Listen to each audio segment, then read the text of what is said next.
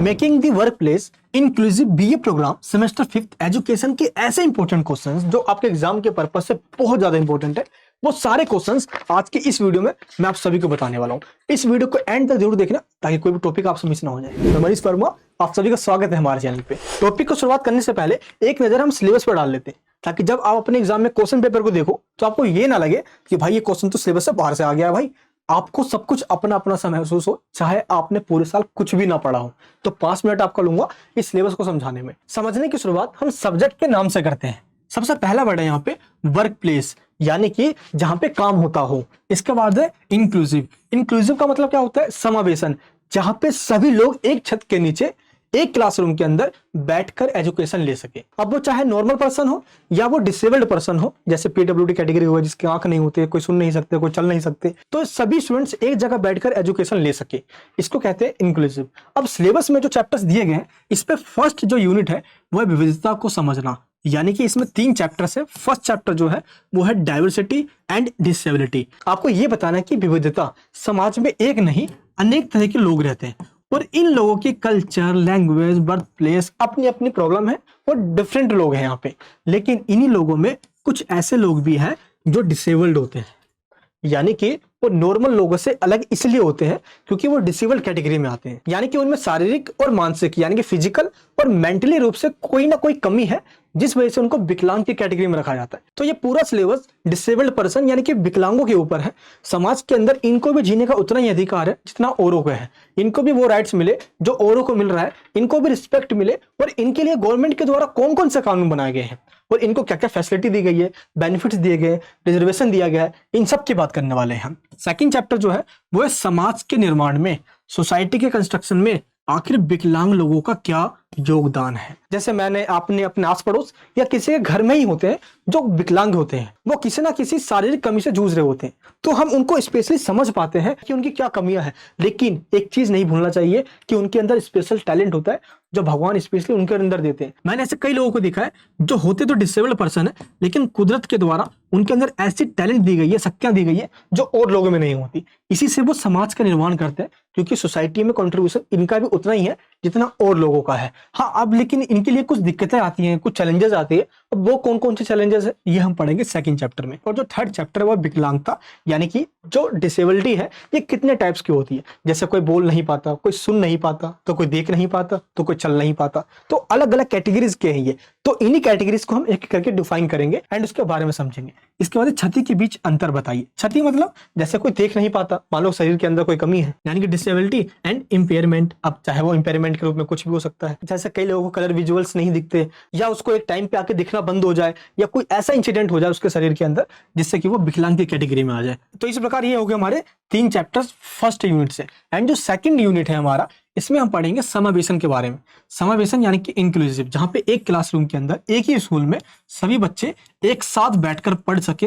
अब वो चाहे नॉर्मल पर्सन हो, चाहे वो डिसेबल कैटेगरी का स्टूडेंट्स हो, उनको ये फील मत करवाओ कि भाई ये लोग इन लोगों से अलग हैं। इससे क्या होगा, इनके साथ डिस्क्रिमिनेशन होगा और इनको अपने ऊपर एक ग्रेट फील होगा कि भाई मेरे अंदर ये कमी है, तो अब मैं क्या करूं। बाकी कई लोग सोसाइटी में इनका मजाक भी उड़ाते हैं, हंसते हैं, भाई तो ये नहीं कर सकता, तो वो नहीं कर सकता। तो कई लोग इनको डिमोटिवेट कर देते हैं। ऐसा बिल्कुल नहीं होना चाहिए, क्योंकि सोसाइटी के अंदर इनको भी जीने का उतना ही अधिकार है। इनके पास भी वो सारे टैलेंट है जो एक आम इंसान में होती है, और ये इनके पास और स्पेशली ज्यादा भी होता है। आप किसी भी ऐसे इंसान से बात करके देखना। मेरे चाचा जी हैं, मेरे पापा के छोटे भाई हैं, मेरे सगे चाचा जी हैं। वो जब वो 4 साल के थे तो उनकी आंखें चली गई थी। वो आज ब्लाइंड है, बट उनके पास बहुत टैलेंट है। वो सिंगिंग कर सकते हैं, आज उनकी रेलवे में नौकरी है, बट बहुत टैलेंट है उनके पास, चाहे पॉलिटिक्स का, एजुकेशन के फील्ड के अंदर बहुत टैलेंट है। बस उन्होंने क्लास 12th की पढ़ाई की है। और ऐसे लोगों की पढ़ाई भी अलग होती है। जैसे हम पढ़ाई करते हैं, हम लिखते हैं हाथों से, उनकी पढ़ाई अलग होती है। उनमें क्या होता है कि ऐसे डॉट डॉट सा बना होता है और इसी को वो यूं करके लिखते हैं। उनका पेंसिल भी अलग होता है, उनका पेन भी अलग होता है, यानी उनकी पढ़ाई पूरी अलग होती है, लेकिन टैलेंट बवाल है भाई। तो ऐसे कई लोग हैं सोसाइटी के अंदर,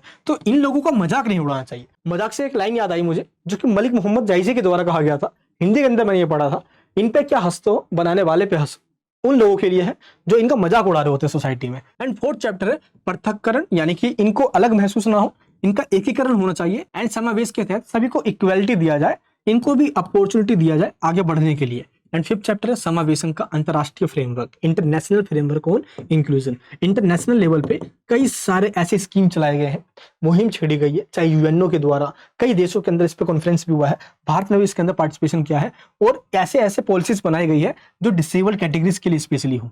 एंड सिक्स चैप्टर क्या है, विकलांग व्यक्ति अधिनियम 1995 और 2016, यानी कि पीडब्ल्यूडी कैटेगरी में जो लोग आते हैं, पर्सन विद डिसेबिलिटी, इनके लिए कानून बनाए गए हैं। सबसे पहला कानून 1995 में बनाया गया और इनको राइट्स दिए गए, इनकी सिक्योरिटी का प्रोविजन किया गया। लेकिन मोदी गवर्नमेंट के द्वारा 2016 के अंदर एक और नया कानून बनाया गया और इससे पहले आर जोड़ दिया गया, आरपीडब्ल्यूडी, और इन्होंने और प्रोविजन डाल दिए इसके अंदर, यानी कि और एक्स्ट्रा राइट्स दिए, एक्स्ट्रा सिक्योरिटी दिए, जो इसकी कमियां थी 2016 के अंदर सुधार कर दिया गया। तो आपके एग्जाम में क्वेश्चन आता है कि 1995 में और 2016 के जो पीडब्ल्यूडी एक्ट है, इसमें क्या डिफरेंस है। इन डिफरेंस के बारे में आगे आपको मैं बताने वाला हूं। एंड जो 7 चैप्टर है वो है भारतीय पुनर्वास परिषद अधिनियम 1992 का, यानी कि इनको रीसेटलमेंट करने के लिए क्या एक्ट है हमारे पास। एंड विकलांग व्यक्तियों पर राष्ट्रीय नीति, जो कि 2006 में आई है, यानी कि डिसेबल्ड पर्सन को लेकर नेशनल पॉलिसी बनाई गई थी 2006 के अंदर डॉक्टर मनमोहन सिंह जी के द्वारा। तो वो पॉलिसी क्या कहती है, ये सब मैं आगे आपको बताने वाला हूं। तो ये आपके सिलेबस के अंदर पूरे चैप्टर्स दिए गए हैं, इसके बाहर और कुछ भी नहीं है। और मैं क्या करने वाला हूं, इस पूरे सिलेबस में से एक एक क्वेश्चन लूंगा, जिससे कि पूरा सिलेबस भी कवर हो जाए और वो सारे क्वेश्चन आपको समझा दूंगा और वही क्वेश्चन आपके एग्जाम में भी आ जाएगा। बस आपको मेरे साथ एंड तक बने रहना है। एक आपसे रिक्वेस्ट करूंगा, ये वीडियो सेकंड पार्ट है, इससे पहले फर्स्ट पार्ट आ चुकी है सेम टॉपिक के ऊपर। अगर आपने ये वाली वीडियो नहीं देखी है तो प्लीज जरूर देख लेना, अगर आपने देख ली है तो बहुत अच्छी बात है। अब हम स्टार्ट करते हैं अपना फर्स्ट क्वेश्चन। हमारा फर्स्ट क्वेश्चन है, किसी व्यक्ति की अक्षमता उसके आर्थिक भागीदारी को कैसे प्रभावित करती है। इन्हीं 2 अक्षमताओं के आधार पर लिखिए। आपको इसमें यह बताना है कि how does a person disabilities impact their economic participation. Present your answers focusing on any 2 disabilities. आपको इसमें यह बताना है कि अगर कोई विकलांग है, अगर किसी में शारीरिक रूप से कोई कमी है, तो आर्थिक रूप से आखिर इकोनॉमिक इम्पैक्ट उस पर क्या पड़ता है, किन किन प्रॉब्लम्स का सामना उनको करना पड़ता है। अक्षमता तो 2 प्रकार की है मेनली, शारीरिक हो या मानसिक हो, फिजिकल हो या मेंटली हो। इन दोनों ही डिसेबिलिटीज का अपना अपना नुकसान है। अक्षमता का मतलब होता है शारीरिक रूप से कोई ऐसी कमी जो हमें और लोगों से अलग करती है। अब जैसे माइकल ओलिवर के द्वारा अपनी book understanding disability from theory to practice में कहा गया है, अक्षमता पूरी तरह से अनुकूल है, यानी कि ये बिल्कुल अनुकूल है। अक्षमता वाले व्यक्तियों से जुड़े पूर्वाग्रह और अपमान के कारण समाज उन्हें भौतिक और सामाजिक दुनिया से खारिज कर देता है। यानी कि माइकल ओलिवर यहाँ पे कहते हैं कि जिसमें डिसेबिलिटी पाया जाता है तो कहीं ना कहीं उन्हें डिस्क्रिमिनेशन का शिकार होना पड़ता है। अब आखिर ऐसा क्या है, आगे हम देखते हैं। अब वो 2 अक्षमताओं के बारे में बताइए जो क्वेश्चन आपसे कहा गया है। पहला है मानसिक और दूसरा है शारीरिक, mental disability and physical disability. एक एक करके हम देखते हैं इन दोनों में क्या आर्थिक नुकसान होता है एक डिसेबल पर्सन को। सबसे पहले हम बात करते हैं मानसिक क्षमता की, यानी कि मेंटल डिसेबल। देखिए, सबसे पहला नुकसान होता है रोजगार के सीमित अवसर होते हैं। अब मान लो कि कोई विकलांग है तो उसका मन मस्तिष्क काम नहीं कर रहा, वो चीजों को समझ नहीं पा रहा है, यानी कि वो मेंटल डिसेबल पर्सन है। तो इस कंडीशन में ऐसे डिसेबल पर्सन को लोग नौकरी में रखने पे भी हिचकिचाते हैं, वो नौकरी पे रखते ही नहीं है उनको। तो इस वजह से नौकरी के जो अवसर है इनके लिए सीमित हो जाते हैं। एंड सेकंड पॉइंट क्या है,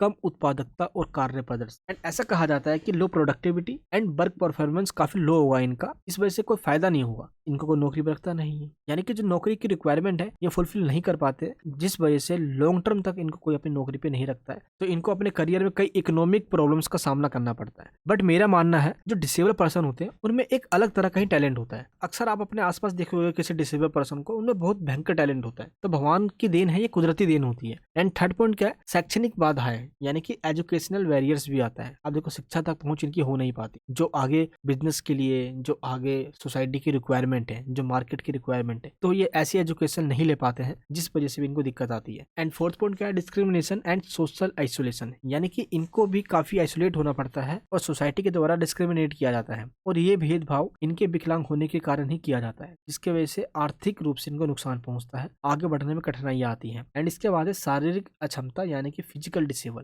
देखो, ये फिजिकल डिसेबिलिटी मानसिक से अलग होती है। इसमें क्या होता है कि शारीरिक रूप से कोई कमी है, मान लो देख ना पाना, बोल ना पाना, चल ना पाना, पाना, बैठ ना पाना, कुछ ऐसी कमी जो शारीरिक रूप से आप नहीं कर पाते। क्योंकि मानसिक में क्या है कि आपका शरीर काम करेगा लेकिन मन काम नहीं कर रहा। जैसे हम कहते हैं कि भाई पागल हो गया है, हम ऐसे कहते नहीं है कि वो उसका माइंड काम नहीं कर रहा, माइंड अच्छे से वर्क नहीं कर रहा उसका। लेकिन शारीरिक अक्षमता यानी कि फिजिकल डिसेबिलिटी में क्या होता है, माइंड तो काम कर रहा होता है बट शरीर में कमियां होती है। इसलिए फर्स्ट पॉइंट क्या है, हम कार्यस्थल यानी जो वर्क प्लेस है जहाँ पे हमें पहुंचना है काम करने के लिए, हम वहां नहीं पहुंच पाते। इसलिए limited access to work place, यानी कि शारीरिक अक्षमता की वजह से हमें मान लो ऑफिस जाना है, वहां जाने में दिक्कत आएगी। अगर ऑफिस कई इमारतों का है, बहुत बड़ी इमारतें हैं, वहां जाने में दिक्कत आएगी, आवास की सुविधा नहीं मिल पाती है, इसे आर्थिक नुकसान तो झेलना पड़ता है। एंड सेकंड पॉइंट क्या है, डिपेंडेंस ऑन असिस्टिव टेक्नोलॉजी, यानी कि सहायक प्रौद्योगिकी पर निर्भरता। यानी कि ये ऐसे टेक्नोलॉजी पे डिपेंड हो जाते हैं जो इनकी हेल्प करता है, तो ऐसी टेक्नोलॉजी पे ही डिपेंड हो जाते हैं। बट ऐसी टेक्नोलॉजी सभी डिसेबल पर्सन के पास अवेलेबल हो ये भी जरूरी नहीं है भाई, कईयों के पास नहीं होता, आर्थिक मजबूरियां होती है उनकी। तो ऐसी टेक्नोलॉजी से दूर होना कई बाधाएं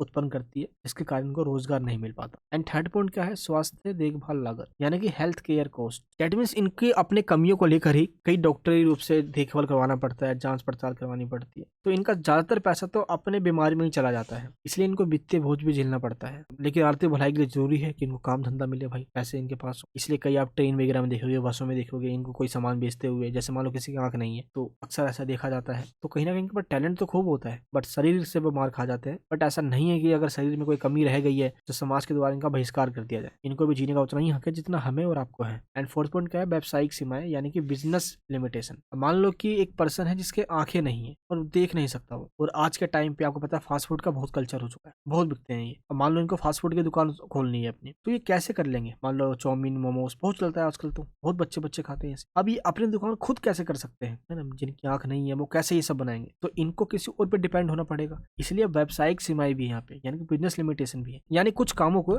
ये खुद नहीं कर सकते, इनको किसी और से करवाना होगा, ये उसी पे डिपेंड रह जाएंगे। इसलिए बिजनेस की लिमिटेशन होती है, कुछ बिजनेस ये नहीं कर सकते। तो निष्कर्ष के रूप में कहा जा सकता है, अक्षमता व्यक्ति की आर्थिक भागीदारी पे नेगेटिव इंपैक्ट डालता है, कई चुनौतियों को सामना करना पड़ता है, और ये जरूरी है कि फंडामेंटल नीड्स इनकी पूरी हो और ऐसा वातावरण हो जिसमें इनको भी बढ़ावा मिल सके। नेक्स्ट क्वेश्चन है, अक्षमता या विकलांगता एक सामाजिक निर्माण है, असल जिंदगी से उदाहरण के आधार पर टिप्पणी करें। यानी कि disability is a social construct, comment using examples from your life. आपको ये बताना है कि जो अक्षमता यानी कि जो विकलांगता है ये कहीं ना कहीं समाज की भी देन है। आखिर क्यों, अब मान लो कोई विकलांग है, अब ये तो नेचर की देन है भाई, लेकिन समाज के द्वारा भी ऐसा इन्वायरमेंट क्रिएट किया जाता है, ऐसी मानसिकता क्रिएट कर दी जाती है, अपने ऐसे ऐसे विचार देता है वो इन विकलांग लोगों या डिसेबल कैटेगरीज के लोगों के प्रति कि वो मानसिक रूप से भी विकलांग हो जाता है। यानी कि समाज भी विकलांग लोगों को रिस्पेक्ट नहीं देता। इसके लिए सामाजिक निर्माण सिद्धांत का एक प्रैक्टिकली सिद्धांत दिया गया 1970 में, जिसको विकलांगता के सामाजिक मॉडल के नाम से जाना जाता है। और इसके बारे में हम पढ़ेंगे अभी कि सामाजिक बाधाओं को दूर करने के लिए जो भी सोशल रेस्ट्रिक्शन आते हैं, आखिर समाज के अंदर कैसे हम इन लोगों के लिए जो विकलांग होते हैं, जो डिसेबल कैटेगरी के होते हैं, समाज को, सोसाइटी को कैसे हम न्यायसंगत बनाए, यानी कि जस्टिसेबल बनाए, ताकि सभी को एक समान समझा जाए और रिस्पेक्ट नहीं दिया जाए जितना आम लोगों को दिया जाता है, इनके साथ कोई दोहम दर्जा का व्यवहार ना हो। इसलिए सामाजिक बाधाओं को दूर करने के लिए एक थ्योरी दी गई जिसको विकलांगता के सामाजिक मॉडल के नाम से जाना जाता है। इसको लेकर जोन्स के द्वारा 1996 में एक डेफिनेशन दी गई कि एक सामाजिक रूप से निर्मित, यानी कि जो समाज के द्वारा निर्माण किया गया है, उसको अपने आसपास के इन्वायरमेंट, अपने माहौल के आसपास के अकॉर्डिंग विकलांगों को जो अनुभव होता है, हमें ऐसा कुछ करना चाहिए जिससे कि उनको ये फील ना हो कि वो और लोगों से अलग हैं। इससे क्या होगा कि वो अपने आप को इन्फीरियर फील करेंगे, और ऐसा बिल्कुल नहीं होना चाहिए। इसलिए ये मॉडल दिया गया। अक्षमता विकलांगता का सामाजिक निर्माण अध्ययन क्या है, यानी कि social construction study of disability. चलिए हम ये जानते हैं जो कि क्वेश्चन में पूछा गया है। देखो, सभी ऐसे वातावरण में रहते हैं जो अपने डेली लाइफ से प्रभावित होते हैं, यानी कि वो अपनी डेली लाइफ को देखते हैं, और कई लोग अपने सोसाइटी में अनजान लोग से डेली मिलते हैं वो, और इसी में कुछ खास बातें छुपी हुई है, जैसे अन्य व्यक्ति की तुलना करके हम लोगों को इन्फीरियर महसूस करवाना, ये भी गलत चीज है। विकलांगता के प्रति सामाजिक दृष्टिकोण ये होनी चाहिए कि जो भी विकलांग लोगों को बाधाएं आती है वो उनको दूर करे, और ये तो समाज की मांग है भाई। अब जिसके साथ ऐसा होता है, अब उसको हम उसी चीज की बार बार याद दिलाएंगे तो उसको कैसा फील होगा, आप जरा खुद सोचिए। इसलिए विकलांगता का जो सामाजिक निर्माण मॉडल है, यानी कि ideology of social construction model of disability, ये 4 पॉइंट्स कहता है। आपको आंसर में ये मेंशन करना है जो मैंने आपको टेबल में बनाकर बताया हुआ है यहाँ पे। सबसे पहला पॉइंट है लक्ष्य, यानी कि गोल। समाज को न्याय संगत बनाना है हमें, मुक्ति और इक्वेलिटी के साथ सभी के साथ ट्रीट करना है। नेक्स्ट पॉइंट क्या है, ये जो सामाजिक निर्माण मॉडल है, सोशल कंस्ट्रक्शन मॉडल, ये विकलांगता को समस्या नहीं मांगता। अब एक इंसान विकलांग है, कोई बात नहीं, ये उतनी बड़ी समस्या नहीं है। इससे बड़ी समस्या है समाज की समस्या, क्योंकि समाज के अंदर कई लोग ऐसे होते हैं जो अपने मानसिक विकलांगता को दिखाते हैं और इसी के आड़ में आकर वो ऐसे लोगों को रिस्पेक्ट करना भूल जाते हैं जो वास्तव में डिसेबल कैटेगरी में आते हैं। इसलिए ये ऐसे समाज का निर्माण करना चाहते हैं जहां पर संस्थाएं ऐसी हो जो अक्षम लोगों की, जो डिसेबल कैटेगरी के लोग हैं, ऐसा एटमोसफेयर क्रिएट किया जाए जो इनकी बाधाओं को दूर कर सके। तो मेनली जो पर्पज है इस क्वेश्चन का यही बताना है आपको कि सामाजिक निर्माण यानी कि सोशल कंस्ट्रक्शन एक ऐसा मॉडल है जो डिसेबल कैटेगरी के पर्सन को रिस्पेक्ट वापस दिलवाना, उनकी रिस्पेक्ट के लिए, उनकी इक्वालिटी के लिए एंड उनकी जस्टिस के लिए काम करता है। क्योंकि मेन विकलांगता प्रॉब्लम नहीं है, मेन है समाज के अंदर जो रहने वाले लोग हैं उनकी मानसिक विकलांगता, जो ये उन लोगों की रिस्पेक्ट नहीं करते हैं जो सच में डिसेबल कैटेगरी में आते हैं। क्लियर है? आपको इसमें ये बताना है। एंड इसके बाद असल जिंदगी के कुछ एग्जांपल आपको देना है इसके अंदर। सबसे पहला एग्जांपल है विकलांग छात्रों का सामाजिक निर्माण, यानी कि social formation of students with disabilities. देखो, कॉलेज हो या स्कूल्स हो, यहाँ पे कई बाधाएं आती है विकलांग व्यक्तियों को, इनकी सफलता में बाधा बनती है, बट इसके लिए कई सारे प्रोविजंस किए गए हैं, जैसे कि एग्जाम्स के अंदर राइटर्स का देना एंड सरकार के द्वारा PW एक्ट बनाए गए हैं जो कि इनके बेनिफिट्स के लिए भी है। बट इसके बावजूद भी कई सारे एग्जाम्पल हैं जो ये फेस करते हैं आज समाज के अंदर। सबसे पहले है जितने भी अक्षम यानी कि जो डिसेबल बच्चे होते हैं, ये और लोगों के साथ घुल मिल नहीं पाते हैं। अक्सर आपने देखा होगा जो डिसेबल स्टूडेंट्स होते हैं ये या तो कम बोल रहे हैं या और लोगों के साथ ये उतने अच्छे से घुल मिल नहीं पा रहे हैं, क्योंकि और लोग इनके साथ घुल मिलना ही नहीं चाहते। अरे यार, ये तो डिसेबल बंदा है यार, ये मेरे साथ कैसे रहेगा, अरे यार मैं इसको कहाँ लेके जाऊंगा। मतलब एक ऐसी मानसिकता है ये, तो इनके पास संसाधन की पहुंच ना हो पाना भी ये बहुत बड़ी प्रॉब्लम है। तो ऐसे कैटेगरी के लोगों के साथ सभी लोग मिलजुल कर रहे, ये होना बहुत जरूरी है। हम जब अपने आसपास के माहौल में ऐसा कुछ देखते हैं तो बहुत दुख होता है ये देखकर, और यही मुद्दा इसके अंदर भी उठाया गया है सामाजिक निर्माण मॉडल के द्वारा। नेक्स्ट पॉइंट है सीखने की अक्षमताओं का सामाजिक निर्माण करना जरूरी है, यानी कि जो सीखने की अक्षमता है एक व्यक्ति की अलग होती है, दूसरे व्यक्ति की अलग होती है। इसलिए हमें इंडिविजुअल पर्सन पे फोकस करना होगा। जितने भी डिसेबल पर्सन होते हैं इनके लिए अलग स्कूल्स भी बने हुए हैं, इनके लिए अलग ट्रेनिंग सेंटर भी बने हुए हैं, कई सारे NGOs वगैरह भी वर्क कर रहे हैं इनके लिए। एक एग्जांपल देता हूं आपको, डिसलेक्सिया की प्रॉब्लम।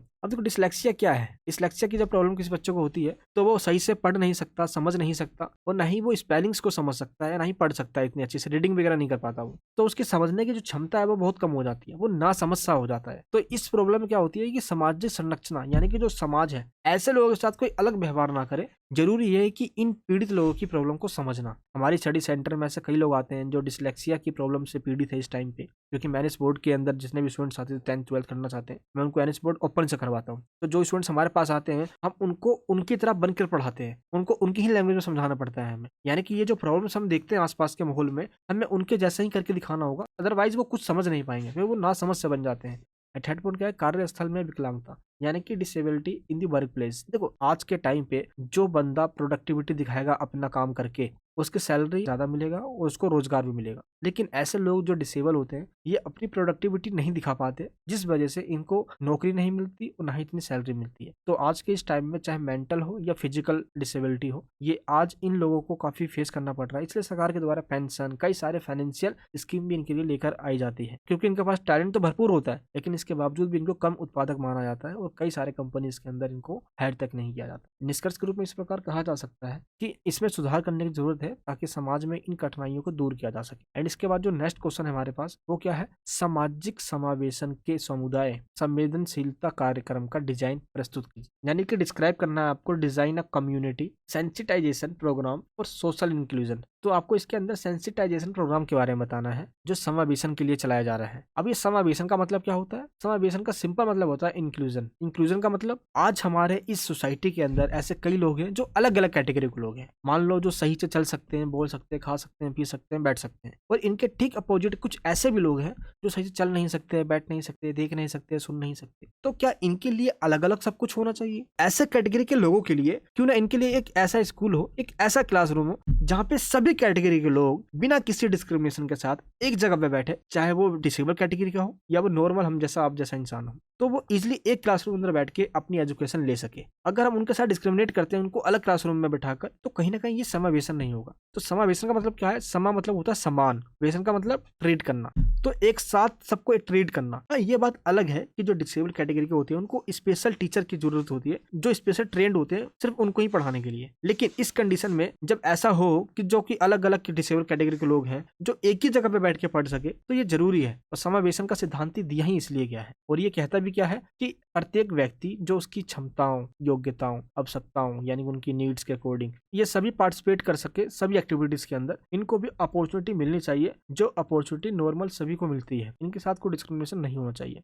सामाजिक समावेशन की जो डेफिनेशन है आपको इसमें ये बताना है, सभी लोगों को सोसाइटी के अंदर economic, social, political and cultural life of society, that means आर्थिक, सामाजिक, राजनीतिक और सांस्कृतिक रूप से सभी को भाग लेने का मौका मिले। सामान्य जीवन की वो सभी आनंद वो उठा सके, जो भी जरूरी संसाधन है उसको वो सभी मिल सके, ताकि वो अपने समाज में डिग्निटी, गरिमा के साथ, रिस्पेक्टफुली, डिफेंस यानी कि सुरक्षा के साथ और बेहतर जीवन जीने का उसको सभी अवसर मिले जो और लोगों को मिलता है। तो समावेशन का मतलब सिंपल हुआ, जो डिसेबल कैटेगरी के लोग हैं, जो सुन नहीं सकते, बोल नहीं सकते, जो भी मेंटल या फिजिकल डिसेबल कैटेगरी के लोग हैं, एक क्लासरूम के अंदर बैठकर वो एजुकेशन ले सके, यानी कि उनके साथ कोई डिस्क्रिमिनेशन ना किया जाए। वर्ल्ड बैंक के द्वारा भी इसके लिए डेफिनेशन दी गई है। वर्ल्ड बैंक कहता है कि सार्वजनिक क्षेत्र यानी जो पब्लिक सेक्टर है, उस सेक्टर के अंदर इनकी क्षमताओं का रिस्पेक्ट करे और इनको भी अपॉर्चुनिटी दिया जाए, ताकि आम लोगों की तरह भी इन लोगों को भी करियर में आगे बढ़ने का मौका मिल सके। अब सामाजिक समावेशन के समुदाय जो है वो संवेदनशीलता कार्यक्रम चला रहा है। अब इस कार्यक्रम का मेन मकसद क्या है? सबसे पहला मकसद है विश्व में सभी व्यक्ति समान है। अब कोई डिसेबल कैटेगरी का लोग है तो वो जानबूझकर तो बना नहीं है। अब नेचर ने जिसको जो बनाया है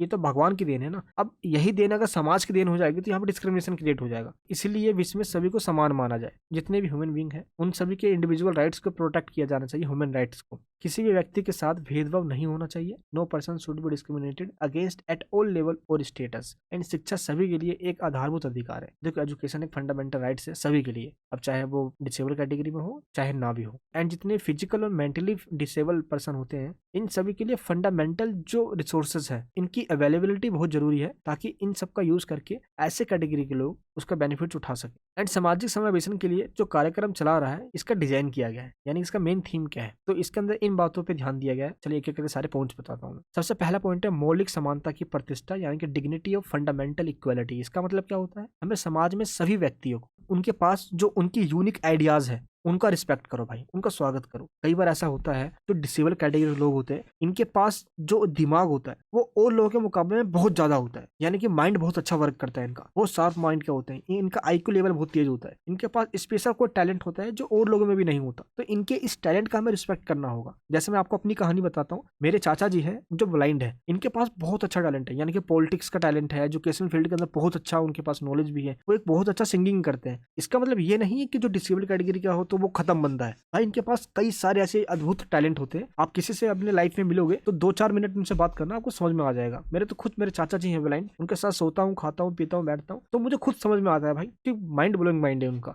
आज वो रेलवे में नौकरी करते हैं। तो सच बात तो ये है कि समाज में इनको भी समर्थ बनाना है, इसलिए फंडामेंटल जो इनकी नीड्स है, जो इक्वालिटी है, ये इनको प्रोवाइड करना है। सेकंड पॉइंट क्या है? मानव अधिकारों का पालन, यानी कि अधेरेंस टू ह्यूमन राइट्स। देखो आज मानव अधिकार के रूप में इनका समर्थन करना बहुत जरूरी है, किसी का वायलेंस ना हो। इनका तो स्पेशली जो अपने लिए लड़ नहीं सकते, किसी वजह से वो आगे जा नहीं सकते, अब मान लो कोई डिसेबल कैटेगरी का है, वो सक्षम नहीं है अपने आवाजों को उठाने में, तो आसपास के ऐसे एनजीओ से या ऐसा एटमोस्फेयर होना चाहिए ताकि इनके लाइफ के अंदर या इनका जो फंडामेंटल राइट्स है इसको कोई नुकसान ना पहुंचाए, इसकी लिबर्टी यानी कि इक्वलिटी को कोई खतरा ना हो। इनको भी एजुकेशन, हेल्थ, एम्प्लॉयमेंट इन सब के अंदर भी एक समान समझा जाए जैसे और लोगों को माना जाता है। तो इस कार्यक्रम का यही एक डिजाइन है जिसको हम सामाजिक समावेशन का समुदाय संवेदनशीलता कार्यक्रम के नाम से जानते हैं, यानी कि community sensitization programme of social inclusion. ये आपको ध्यान रखना है, एग्जाम में क्वेश्चन आ भी जाए तो यही सारे पॉइंट्स आपको बताना। एंड थर्ड पॉइंट क्या है? समृद्धि की दिशा में विभेदहीन समाज। विभेदहीन समाज का मतलब क्या होता है? यानी कि ऐसा समाज जहाँ पे विभेद ना हो, जहाँ पे डिस्क्रिमिनेशन ना हो। तो जब समाज समृद्धि कर रहा हो तो इन सब बातों में ना उलझे वो कि भाई ये हमारी कैटेगरी का नहीं है, भाई इसमें तो ये कमियां हैं। अब उसके कमियों को यही बता कर तो बेचारा वो तो अपने आप में वो डिमोरल हो जाएगा। तो ऐसा बिल्कुल नहीं करना चाहिए, हमें उसको एनकरेज करना चाहिए कि भाई तू वो भी कर सकता है जो कोई नहीं कर सकता।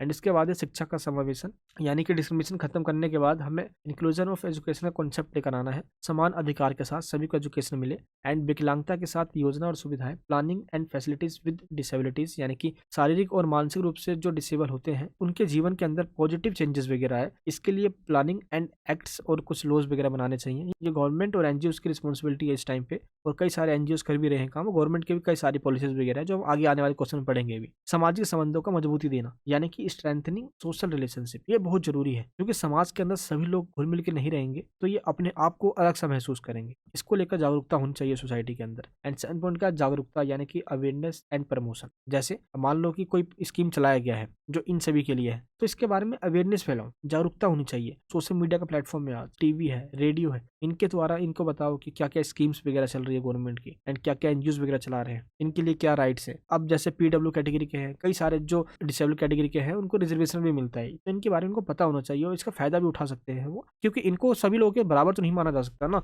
अब मान लो 2 पर्सन है, एक ये जिसका नाम ए है और एक ये जिसका नाम बी है। अब ये बिल्कुल ठीक ठाक है, बहुत अच्छा फिट है ये। अब ये दूसरा जो बंदा है, मान लो इसका एक टांग नहीं है, तो दोनों को गवर्नमेंट को पैसा देना है। मान लो सरकार ने इसको भी 10 रुपए दिए और इसको भी 10 रुपए दिए, तो क्या इस कंडीशन में सरकार ठीक कर रही है? क्या सरकार ये कहे भाई हम तो भाई इक्वलिटी कंसेप्ट को मान रहे हैं इसलिए हम सबको 10-10 रुपए देंगे? क्या सही है? नहीं, बिल्कुल नहीं है, क्योंकि ये अपने 10 रुपए में से 5 रुपए या 8 रुपए तो भाई अपनी बीमारी पे लगा देगा और ये इसके पास 10 रुपए बच जाएंगे भाई खाने में और आगे बढ़ने में लगाएगा, इसलिए ये पीछे रह जाएगा। तो सरकार को चाहिए कि सरकार इसको 20 रुपए दे और इसको सिर्फ 10 रुपए दे, क्योंकि इसकी जो प्रॉब्लम है उसको देखते हुए, और सरकार ऐसा कर भी रही है, इसलिए जरूरी ये है। एंड सामुदायिक सहभागिता, यानी कि कम्युनिटी के सही मेंबर्स पार्टिसिपेट कर सके हर एक कार्यक्रम के अंदर, उस कार्यक्रम के अंदर लोगों की राय ली जाए और उनकी हेल्प की जाए। निष्कर्ष के रूप में कहा जा सकता है कि इसके लिए सरकार और गैर सरकारी संगठन आज इसको लेकर काम कर रहे हैं, और ऐसे कई सारे एनजीओ वगैरह हैं जो स्पेशल ऐसे डिसेबल कैटेगरी के स्टूडेंट्स के लिए ही अपना एनजीओ चला रहे हैं, वो उनकी हेल्प भी करते हैं और यहाँ पे ट्रेंड करते हैं ऐसे लोगों को जो इनकी हेल्प भी कर सके। वो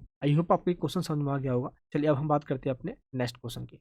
नेक्स्ट क्वेश्चन क्या है? समावेशी विद्यालयों में किस प्रकार की सुविधाओं की आवश्यकता है, यानी कि ऐसे विद्यालय जहाँ पे सभी पढ़ सके, इनमें किन किन रिसोर्सेज की नीड है। समावेशी शिक्षा के मार्ग में आने वाली समस्याओं का वर्णन कीजिए, यानी किसकी नीड है और क्या प्रॉब्लम आ रही है, ये 2 चीज बताना है आप। What kind of facilities are needed in inclusive schools, describe the problems coming in the way of inclusive education. अब चलिए हम देखते हैं क्या क्या सुविधा चाहिए और क्या प्रॉब्लम्स आ रही है। सबसे पहले बात करते हैं इंट्रोडक्शन की। देखो, समावेशी विद्यालय में सभी बच्चों को शिक्षा दी जाती है, चाहे वो डिसेबल कैटेगरी का हो, चाहे उनके विचारे अलग हो, जो भी प्रॉब्लम हो, सभी को एक साथ मिलकर बैठा के पढ़ाया जाता है। इसमें डाइवर्स स्टूडेंट्स कह सकते हो आप, इसके अंदर अलग अलग कैटेगरी के अंदर स्टूडेंट्स होते हैं, उनको सीखने और आगे बढ़ने का इक्वल अपॉर्चुनिटीज दी जाती है इसके अंदर। अब पहले हम ये बात करते हैं कि आज के इस टाइम में समावेशी शिक्षा में, यानी कि इंक्लूसिव एजुकेशन में क्या क्या प्रॉब्लम्स आती है। इंक्लूसिव एजुकेशन का मतलब आपको समझ में आ गया बिल्कुल अच्छे तरीके से। समावेशी शिक्षा का मतलब जहाँ पे एक समान तरीके से सभी स्टूडेंट्स को एजुकेशन दिया जा सके, अब वो चाहे डिसेबल कैटेगरी के क्यों ना हो। अब फर्स्ट पॉइंट क्या है समस्या की? विविध छात्र। देखो, कई बार ऐसा होता है कि एक क्लासरूम के अंदर कई ऐसे स्टूडेंट्स होते हैं जिनका फैमिली बैकग्राउंड अलग है,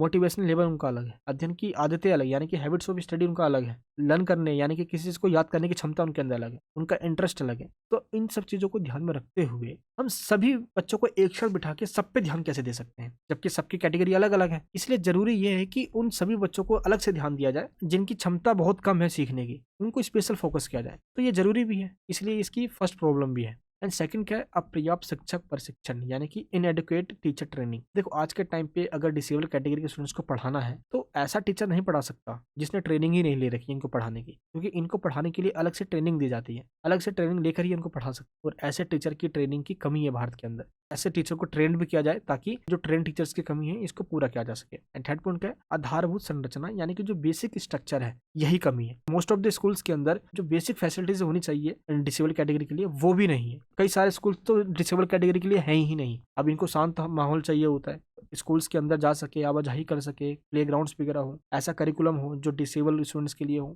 बट ऐसा ना होने की वजह से बहुत प्रॉब्लम झेलना पड़ता है इनके घर के जब आसपास ऐसा कोई स्कूल नहीं मिलता तो। एंड फोर्थ पॉइंट क्या है? संसाधन, यानी कि रिसोर्सेज। देखो, एजुकेशनल मटेरियल जितने भी हैं इनके लिए अलग होता है। आप कभी भी देखना, जैसे मैंने बताया मेरे चाचा जी ब्लाइंड है, तो उनके पास जो लिखने का जो रिसोर्सेज है वो अलग है। जैसे हम अपने हाथों से लिखते हैं यूं करके, तो उनके पास यूं लाइन लाइन सा कुछ होता है जिसमें डॉट डॉट लगा होता है, और वो डॉट डॉट के अनुसार ऐसे करके लिखते हैं वो, जिसमें डॉट डॉट थोड़ा गड्ढा टाइप में होता है वो, और इस तरीके से वो लिखते हैं, यानी कि उनका लिखने का तरीका भी अलग होता है, उनका करिकुलम बिल्कुल अलग होता है। तो कई स्कूल्स के अंदर जो रिसोर्सेज ही नहीं है, ये रिसोर्सेज होना जरूरी भी है। एंड 5th पॉइंट में क्या है, मूल्यांकन प्रणाली यानी कि इवैल्यूएशन सिस्टम। देखो कई जगह पे जो इवैल्यूएशन का सिस्टम है ये बहुत ज्यादा कॉम्प्लिकेटेड है। गलत मूल्यांकन यानी गलत इवैल्यूएशन के चक्कर में कई लोग स्कूल छोड़ देते हैं, जबकि ये कॉम्प्लिकेटेड ना होकर ये फ्लेक्सिबल होना चाहिए ताकि बच्चे पढ़ने लिखने पे ध्यान दे, ना कि स्कूल छोड़ने पर। अब हम ये देखते हैं कि क्या क्या नीड है एक स्कूल के अंदर इन बच्चों के लिए, समावेशी एजुकेशन के लिए। समावेशी विद्यालय में यानी कि इंक्लूसिव एजुकेशन के अंदर क्या क्या चाहिए। सबसे पहला है विकलांगता अध्ययन से जुड़ाव। देखो सबसे पहले ये गलत धारणा दूर करो। सबसे पहले तो ये जो मिसअंडरस्टैंडिंग है सोसाइटी के अंदर कि भाई ये स्टूडेंट भाई डिसेबल कैटेगरी का है, ये तो अरे यार इसमें तो ये कमियां है। समाज में ऐसे ऐसे लाइन्स कहे जाते हैं, मैं मन करता है क्या ही करूं भाई। एक तो वो पहले से ही वो विकलांग है, अब और आप अपनी विकलांग मानसिकता को दर्शाते हुए उसको और नीचा दिखाने की कोशिश कर रहा हूँ, तो ये मानसिकता दूर करो भाई। समावेशन के बारे में समझ की कमी की वजह से ही ये ऐसा होता है। इसलिए इन बातों को दूर करने के लिए विकलांग लोगों और सोसाइटी में ऐसे लोगों को इनके बारे में एजुकेशन देना चाहिए, और यही कारण है कि ये सब्जेक्ट आपको स्कूल्स एंड कॉलेज के अंदर पढ़ाया जा रहा है। तो फर्स्ट पॉइंट आपको यही बताना है, connection to disability studies. And second point है पूर्ण समावेशन का मॉडल, यानी कि मॉडल ऑफ फुल इंक्लूजन। अब इसमें क्या होता है, देखो विशेष बच्चों के प्रति जो टीचर है और जो पेरेंट्स है उनके, वो नेगेटिव रवैया ना दिखाएं, ये बहुत जरूरी है। तो कई बार होता है कि पेरेंट्स भी तंग आ जाते हैं, अरे यार बहुत तंग करता है मुझे, अरे इसको ये कहाँ करो, अरे वहाँ का करो। है तो वो आपके ही बच्चे ना। और कई बार ऐसे टीचर्स भी होते हैं जो इनके साथ भेदभाव करते हैं। तो बिना भेदभाव के इनको भी वैसी शिक्षा तो जैसे वो लोगों को दी जाती है। यही तो समावेशन का मॉडल है, समान व्यवहार किया जाए इनके साथ, इक्वल ट्रीटमेंट किया जाए। थर्ड पॉइंट क्या है, शिक्षक शिक्षा यानी कि टीचर एजुकेशन, ये जरूरी है। समावेशी शिक्षा के अंदर टीचर को ट्रेन करना जरूरी है। टीचर के पास ये कौशल ज्ञान होना चाहिए। जैसे मेरे पास एक स्टूडेंट आती है, वो ऐसे ही स्टूडेंट्स को पढ़ाती है जो डिसेबल होते हैं। तो वो बताती है कई बार जब हम पढ़ा रहे होते हैं तो वो उधर से बच्चे हाथ छोड़ देते हैं हम टीचर्स के ऊपर, यानी कि उनको उनके जैसा बन के पढ़ाना पड़ता है ताकि आप उनकी फीलिंग्स को समझो और वो आपकी फीलिंग्स को समझे, और ये बहुत जरूरी होता है। इसलिए टीचर्स को ट्रेन करना होता है इसके लिए स्पेशली। एंड फोर्थ पॉइंट क्या है, समावेशन की संस्कृति का निर्माण, यानी कि समावेशी शिक्षा में जो बाधाएं आ रही है, जो चैलेंजेस आ रहे हैं, इनको दूर करना बहुत जरूरी है ताकि आसपास के माहौल के अंदर पॉजिटिव एटमोस्फेयर क्रिएट किया जा सके। तो समावेशी शिक्षा जो आज यानी कि building a culture of inclusion, तो कंक्लूजन के रूप में कहा जा सकता है आज के इस टाइम में भले ही कई सारे लोग इससे जूझ रहे हैं, बट विकलांग लोगों के लिए कई सारी पॉलिसीज बनी है और आज इनको रिस्पेक्टफुली जीने का पूरा अधिकार है और इनके पास भी इनके स्पेशल राइट्स दिए गए हैं। अब बात करते हैं अपने हम नेक्स्ट क्वेश्चन की। नेक्स्ट क्वेश्चन क्या है, डकार शिक्षा सम्मेलन में शिक्षा की किन रणनीतियों पर बात की गई, उनका आलोचनात्मक विश्लेषण करो। यानी कि which education strategies were discussed in the Dakar education conference, analyse them critically. आपको बताना है इसके अंदर कि ये डकार क्या है, पहले आपको ये समझना है। और ये डकार एक एजुकेशनल कॉन्फ्रेंस हुआ था, इसके बारे में आपको बताना है। इस कॉन्फ्रेंस में क्या क्या कहा गया, क्या क्या स्ट्रेटजीज वगैरह बनाए गए। देखो डकार एक जगह का नाम है जो कि अफ्रीका के अंदर है। तो डकार सम्मेलन सेनेगल में हुआ और ये अप्रैल 2000 में हुआ था। इसके अंदर लगभग 1100 लोगों ने पार्टिसिपेशन किया था और ये एक विश्व मंच था जहाँ पे एजुकेशन को लेकर अपनी बातें रखनी थी और सबने एक ही बातें यहाँ पे रखी, सबके लिए शिक्षा एक वैश्विक प्रयास होना चाहिए। और इस कॉन्फ्रेंस का एक टाइटल निकल कर आया जिसने पूरी दुनिया को मैसेज दिया, सबके लिए शिक्षा यानी कि एजुकेशन फॉर ऑल। और इसी कॉन्सेप्ट के साथ ये कॉन्फ्रेंस आगे बढ़ी, यानी कि इस सम्मेलन में या इस कॉन्फ्रेंस के अंदर किस चीज की बात की गई, एजुकेशन फॉर ऑल की बात की गई कि एजुकेशन फॉर ऑल हम कैसे करें, किन पॉलिसीज को बनाएं। अब इसके लिए शैक्षणिक रणनीतियां बनाई गई, जैसे सभी के लिए शिक्षा होना जरूरी है। इसके लिए प्लानिंग करना, योजनाएं बनाना, इन्वेस्टमेंट करना, जिससे कि ये हम फिक्स कर सके कि ऐसे लोगों के लिए भी एजुकेशन प्रोवाइड किया जा सके जो डिसेबल कैटेगरी में आते हैं। एंड शैक्षिक विकास रणनीतियां जरूरी है, व्यवहार में इनको लाना होगा। मान लो हम पॉलिसीज वगैरह बना दे और प्रैक्टिकली उसको इंप्लीमेंट ना करें, इसलिए उसकी जांच पड़ताल करना और सभी लोगों को इसमें पार्टिसिपेट करना जरूरी है। एंड शिक्षा के शासन एवं प्रबंधन के लिए एक जवाबदेही, सहभागी और उत्तरदायी व्यवस्था होनी चाहिए। कई बार सरकार या एनजीओ कोई ऐसी इंस्टीट्यूशन जो इसको लेकर काम कर रही होती है, जो भी उसने पॉलिसीज वगैरह बनाई है, जो भी वो नीतियां लागू कर रही है, उसकी जवाबदेही वही हो, पार्टिसिपेशन भी करे वो और उत्तरदायी रिस्पॉन्सिबल भी वही होगी, क्योंकि जरूरी है ये करना, तभी विकास हो सकता है। आपको ऐसी पॉलिसी बना दी गई जिसका समाज पे नेगेटिव इम्पैक्ट पड़ रहा है, तो जिसने बनाया है रिस्पॉन्सिबल तो वही है। इसलिए सबके लिए शिक्षा जरूरी है और इस उद्देश्य को पूरा करने के लिए आज टेक्नोलॉजी का यूज किया जा रहा है और ऐसी टेक्नोलॉजी की पहुंच सभी जगह होनी चाहिए, ये होना बहुत जरूरी है। टीचर्स का जो बिहेवियर है ये बहुत ज़्यादा जरूरी है, ऐसा होना चाहिए जो बच्चों को पसंद आए। राष्ट्रीय, क्षेत्रीय और अंतर्राष्ट्रीय यानी कि नेशनल, रीजनल या इंटरनेशनल लेवल पर सबके लिए शिक्षा का जो कॉन्सेप्ट है ये अपनाया गया और सबके लिए शिक्षा कार्यक्रम को बहुत तेजी से आगे बढ़ाने के लिए तकनीकों का निर्माण किया गया, टेक्नोलॉजी का। और आज इंटरनेट, सोशल मीडिया का ही यूज किया जा रहा है।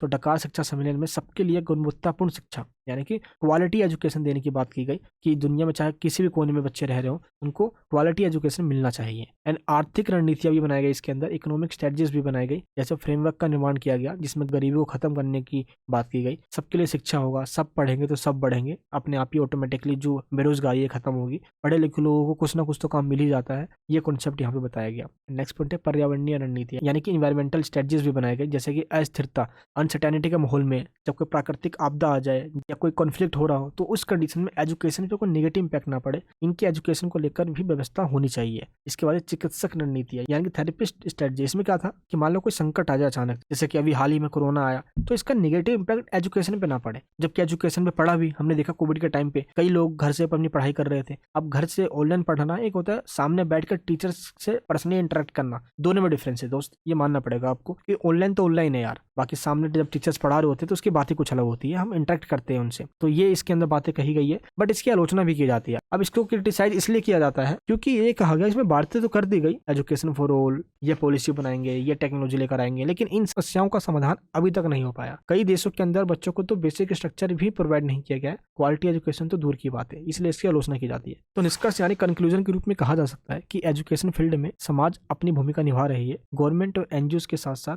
आज इंटरनेशनल लेवल पे कई सारे ऑर्गेनाइजेशन काम कर रहे हैं ताकि समावेशी शिक्षा का माहौल, यानी कि सभी के लिए एजुकेशन फॉर ऑल का जो कॉन्सेप्ट है इसको इम्प्लीमेंट करके इसको सक्सेस किया जा सके। आई होप आपको ये क्वेश्चन समझ में आ गया होगा। नेक्स्ट क्वेश्चन है दिव्यांगजन अधिकार अधिनियम 2016 के कौन से पहलू पिछले अधिनियमों से उसको अधिक समावेशी बनाते हैं, यानी कि आपको इसमें बताना है what aspects of the rights of persons with disabilities act 2016 make it more inclusive than the earlier acts. इस क्वेश्चन में आपको ये बताना है कि 2016 में जो विकलांग यानी कि दिव्यांगजन लोगों के लिए जो एक्ट बनाया गया था वो और इससे पहले जो एक्ट बनाया गया था उसमें क्या डिफरेंस है। तो आपको दोनों में डिफरेंस बताना है, तो मैं आपको अभी एक एक करके बताऊंगा इन दोनों में क्या डिफरेंस है। दिव्यांगजन अधिकार अधिनियम 2016 के अंदर मोदी गवर्नमेंट के द्वारा पारित किया गया था और इसके पास हो जाने के बाद विकलांग लोगों को कई सारे राइट्स मिले जो उनके पास पहले नहीं हुआ करते थे। और ये जो एक्ट है ये 30 दिसंबर 2016 को लागू पूरे भारतवर्ष के अंदर कर दिया गया था। इससे पहले का जो अधिनियम था वो 1995 का चल रहा था, तो 1995 का जो एक्ट है और 2016 का एक्ट है। आपको इन दोनों में डिफरेंस बताना है, 1995 वाले में और 2016 वाले में ऐसा क्या है और क्या नहीं था। सबसे पहले थोड़ा सा आपको इंट्रोडक्शन देता हूं मैं। 2016 का जो एक्ट है rights of person with disabilities, इसको RPWD कहा जाता है शॉर्ट फॉर्म के अंदर। तो RPDW और PWD इन दोनों में क्या डिफरेंस है। 16 का एक्ट कहता है कि भारत सरकार द्वारा ये एक्ट सभी दिव्यांग व्यक्तियों के लिए लागू किया गया है, जिस एक्ट के द्वारा इनको समाज में समानता मिला, समावेशी मिला और इनको फाइनेंशियल और इकोनॉमिक, पॉलिटिकल, सोशल इक्वलिटी भी मिला एंड साथ ही साथ इनको रिस्पेक्ट भी मिला और इसमें कुछ इनके जो दर्जा है उसको बढ़ा भी दिया गया। सबसे पहले बात करते हैं दिव्यांगजन अधिकार अधिनियम जो 2016 में आया है। इसको शॉर्ट फॉर्म में कहा जाता है RPWD 2016। इसमें बौद्धिक अक्षमता वाले व्यक्तियों को भी शामिल कर दिया गया। पहले क्या होता था, जो चल नहीं सकता, बोल नहीं सकता, देख नहीं सकता, यानी कुछ लिमिटेड कैटेगरी के लोग ही PWD कैटेगरी में आया करते थे, बट अब इसके अंदर कैटेगरीज और बढ़ा दी गई, जैसे कि जिसकी बुद्धि इतनी काम नहीं कर रही, मानसिक रूप से वो डिस्टर्ब है, भाषण या भाषा से संबंधित कोई इसको प्रॉब्लम है, ऐसे कैटेगरी के लोगों को भी विकलांग कैटेगरी में रख दिया गया। क्योंकि इससे पहले का जो अधिनियम थे 1995 का, उसमें ऐसा कोई भी कैटेगरी नहीं था। इस वजह से ऐसे लोगों को कोई भी हेल्प नहीं मिल पा रही थी, जो कि 2016 के अंदर शामिल किया गया। तो पहला आपको ये बताना है। इसके बाद इसमें और भी कैटेगरी के विकलांगता को डाल दिया गया, जैसे बोनापन, एक मस्कुलर डिस्ट्रोफी हो गया, रक्त संबंधित जितनी बीमारियां खून से रिलेटेड, जैसे थैलीसीमिया हो गया, हिमोफीलिया हो गया, सिकल सेल रोग हो गया, इसमें से एक आध आप याद कर लेना। तो ये कुछ और बीमारियां हैं जो कि विकलांगता में डाल दी गई। और 2006 का ही फ्रेमवर्क बनाते हुए 2006 में जो यूएनओ के द्वारा कन्वेंशन किया गया था, उसी का एक रेफरेंस लेते हुए RPWD अधिनियम विकलांग व्यक्तियों के लिए 2016 के अंदर मोदी गवर्नमेंट के द्वारा लागू किया गया। तो सरकार ने ये बहुत अच्छी पहल करी, जिसके अंदर और भी कैटेगरी को बढ़ा दिया गया। तो इसमें ऐसा क्या क्या कहा गया, इसमें ऐसा वातावरण बनाने को कहा गया उनको अपनी एबिलिटी को डेवलप करने में हेल्प मिले, समाज और राष्ट्र के विकास में वो भी अपना कंट्रीब्यूशन दे पाए, जैसे और भी लोग दे रहे हैं। मैंने कई लोगों को यूट्यूब पे भी देखा है, कई ऐसे कारनामे करते हुए जो शायद वैसे लोग नहीं कर पाते, जो बिल्कुल ठीक है, हाथ पैर से सब कुछ अच्छे, वो PWD कैटेगरी में आती ही नहीं है, फिर भी ऐसे लोगों के पास असाधारण शक्तियां भगवान देकर भेजते हैं जो ऐसे कारनामे करते हैं। तो कहीं ना कहीं भगवान के द्वारा जो उनकी शक्तियां दी जाती है देश के जरूर काम आनी चाहिए। तो इनकी क्षमता को उभारने के लिए ही ये एक्ट लाया गया। एंड इसके बाद विकलांग लोगों को मानव विविधता और मानवता के हिस्से के रूप में स्वीकार करना और भिन्नता का सम्मान करना, यानी कि विकलांग लोगों को भी हमें स्वीकार करना होगा, ऐसा नहीं कि उनके साथ डिस्क्रिमिनेशन करें। एंड थर्ड पॉइंट है जन्मजात गरिमा, स्वायत्ता और अपनी पसंद बनाने की स्वतंत्रता हमेशा होनी चाहिए, यानी कि इनको भी अपनी डिग्निटी के साथ जीने का बिल्कुल फुल अधिकार होना चाहिए, इनका जो मन करे ये वो कर सकते हैं, कोई रोक टोक इनके ऊपर भी नहीं होना चाहिए। समाज में प्रभावी भागीदारी यानी कि उतनी ही पार्टिसिपेशन इनको भी मिले जितना और लोगों को मिलता है। एंड समावेश हो यानी कि सभी के साथ समान व्यवहार हो और ये अपनी डिसीजन खुद ले सके। इफेक्टिव पार्टिसिपेशन होना चाहिए सोसाइटी के अंदर, इनको भी इंक्लूजन मिलना चाहिए यानी कि इक्वलिटी मिलना चाहिए, इनको अपने डिसीजन लेने का खुद का अधिकार होना चाहिए। एंड किसी भी कार्य में भाग लेने शामिल होने अगर कोई अक्षम है तो इनके साथ कोई भेदभाव ना किया जाए, इनको पूरा मौका दिया जाए ताकि ये उस अपॉर्चुनिटी का फायदा उठाए, यानी कि डिस्क्रिमिनेशन नहीं करना, पार्टिसिपेशन का अधिकार इनको भी होना चाहिए। एंड विकलांग लोगों को सहित सभी के लिए बढ़ने और विकसित होने के लिए समान अवसर दिया गया इस एक्ट के तहत, यानी कि जो नॉर्मल लोगों को अपॉर्चुनिटी दी जाती है इनको भी वो अपॉर्चुनिटी दी गई कि आप कैपेबल हो तो आप आगे आइए। जैसे आप खुद देखिए यूपीएससी के अंदर कोई आईएएस बनना चाहता है और पीडब्ल्यूडी कैटेगरी में है तो उनको रिजर्वेशन मिलता है, तो आप इसका फायदा उठा सकते हो। जो भी इस कैटेगरी में लोग आते हैं, मेरे कॉलेज के टाइम पे मेरा एक दोस्त था, मेरा क्लासमेट था, वो पीडब्ल्यूडी कैटेगरी में आता था, मतलब वो सही से चल नहीं पाता था, दोनों टांग में से उसकी एक टांग नहीं थी, तो उसने अपना एग्जाम दिया, एक बार में फेल हो गया, वो सेकंड अटेम्प्ट दिया उसने, पीडब्ल्यूडी कैटेगरी के अंदर उसने सिविल सर्विस का एग्जामिनेशन निकाल दिया। यानी आप कह सकते हो कि पीडब्ल्यूडी कैटेगरी के वालों के पास एक अच्छी फैसिलिटी है और अपॉर्चुनिटी भी है, उनको अपना आगे बढ़ना चाहिए, कभी भी डिमोटिवेट उनको नहीं होना चाहिए। तो विकलांग लोगों को आगे बढ़ने के लिए, उनको विकास होने के लिए ये अवसर दिया गया है। किसी भी मुद्दे को हल करने के लिए मजबूत सहयोग होना बहुत जरूरी है। अब चाहे गवर्नमेंट हो, इंस्टीट्यूशन हो या एनजीओ हो, ये सारे बढ़ चढ़ कर हिस्सा लेते हैं इन लोगों की हेल्प करने के लिए, और भारत में एक नहीं ऐसे अनेक एनजीओ काम कर रहे हैं। अब हम बात करते हैं आरपीडब्ल्यूडी जो एक्ट है 16 का, इसमें और 1995 के एक्ट में क्या डिफरेंस है। दोनों में आपको डिफरेंस बताता हूँ मैं, क्योंकि क्वेश्चन में यही पूछा गया है। सबसे पहले 2016 के एक्ट के अंदर 21 ऐसे डिसेबिलिटी कैटेगरी को मान्यता दे दी गई, यानी कि पहले और अब के मुकाबले में बहुत बड़ा चेंज आया। जो विकलांगता की कैटेगरी थी, यानी कौन कौन से लोग विकलांग की कैटेगरी में आएंगे, डिसेबल की कैटेगरी में आएंगे, पहले सिर्फ 7 ही कैटेगरी ऐसी हुआ करती थी, बट अब इसको बढ़ाकर 21 कैटेगरी कर दी गई। यानी कि ये बहुत अच्छी बात है ताकि उन लोगों को हेल्प मिल सके जिनको पहले हेल्प नहीं मिल पाता था। जो शारीरिक यानी कि फिजिकल हो गया, मेंटली हो गया, या किसी भी तरीके से अगर वो डिसेबल हैं और 21 कैटेगरी में से किसी भी एक कैटेगरी में आते हैं तो इस 2016 के एक्ट के तहत उनको स्टेट गवर्नमेंट, सेंट्रल गवर्नमेंट के द्वारा हेल्प और रिजर्वेशन दिया जाएगा। सेकंड पॉइंट है आरक्षण, यानी कि रिजर्वेशन का भी व्यवस्था किया गया इनके लिए। देखो 1995 का जो एक्ट था, इसमें एजुकेशन जितने भी इंस्टीट्यूशन है उसमें 3% आरक्षण का व्यवस्था किया गया था, लेकिन 16 के एक्ट के द्वारा अब इसको बढ़ाकर 4% कर दिया गया। यानी कि ये चेंजेस किया गया। सरकार द्वारा जितने भी इंस्टीट्यूशन चलाए जा रहे हैं उसके अंदर 6 से लेकर 18 वर्ष के आयु तक जितने भी आरपीडब्ल्यूडी कैटेगरी में आते हैं उनको फ्री एंड कंपलसरी एजुकेशन के तहत मुफ्त एजुकेशन दी जाएगी। अभी जो ये एज है नॉर्मल लोगों के लिए वो 6 साल से लेकर 14 साल तक के लिए, लेकिन जो डिसेबल कैटेगरी में आते हैं इनको 6 से लेकर 18 वर्ष तक फ्री एजुकेशन मिलने वाला है। यानी आप कह सकते हो क्लास 12th ये यूं ही पास कर लेंगे, इनका 1 रुपए भी नहीं लगेगा। थर्ड पॉइंट में दंड का प्रावधान, यानी कि प्रोविजन ऑफ पेनल्टी। देखो 1995 का जो एक्ट था, अगर इसके नियमों का कोई उल्लंघन करेगा, अगर कोई वायलेंस करेगा तो इसके लिए कोई भी जुर्माना या कोई भी दंड या पनिशमेंट का सिस्टम था ही नहीं। बट 2016 के अंदर जब ये एक्ट आया तो इस एक्ट में साफ साफ ये कह दिया गया, अगर इस कानून का कोई वायलेंस करता है तो उसको 10,000 रुपए का जुर्माना देना पड़ेगा, और अगर इसने ये गलती दोबारा कर दी तो उसको जुर्माना 50,000 से लेकर 5 लाख रुपए तक का देना पड़ेगा, क्या पता जेल भी हो जाए। तो 2016 का जो एक्ट है वो 1995 के एक्ट के मुकाबले काफी इफेक्टिव है। एंड फोर्थ पॉइंट क्या है, मानसिक रूप से बीमार व्यक्तियों की संरक्षितता, that means guardianship of mentally ill person. अब देखो जो मेंटली रूप से डिस्टर्ब चल रहा है, अब इनका गार्जियन कौन होगा। कई बार होता है ना कि गार्जियन भी छोड़ देते हैं, तो पेरेंट्स को लेकर भी यहाँ पे राइट्स दिए गए हैं 16 के एक्ट के अंदर। इसमें ये बताया गया कि इसमें 2 तरीके के पेरेंट्स होंगे। सबसे पहले सीमित अभिभावक, जिसको लिमिटेड पेरेंट्स कहा जाता है। लिमिटेड पेरेंट का मतलब होता है कि इनको जो भी डिसीजन लेना है ये पहले उससे पूछेंगे जो डिसेबल कैटेगरी का बंदा है, देन उसके बाद डिसीजन लेंगे। यानी कि अगर ये किसी बीमार व्यक्ति के पेरेंट बनते हैं तो इससे पूछ कर ही इनको डिसीजन लेना होगा। लेकिन जो दूसरे कैटेगरी के पेरेंट है इनको पूर्ण अभिभावक कहा जाता है, यानी कि फुल गार्जियन कहा जाता है। इसका मतलब ये हुआ कि ये बीमार व्यक्ति से सलाह ले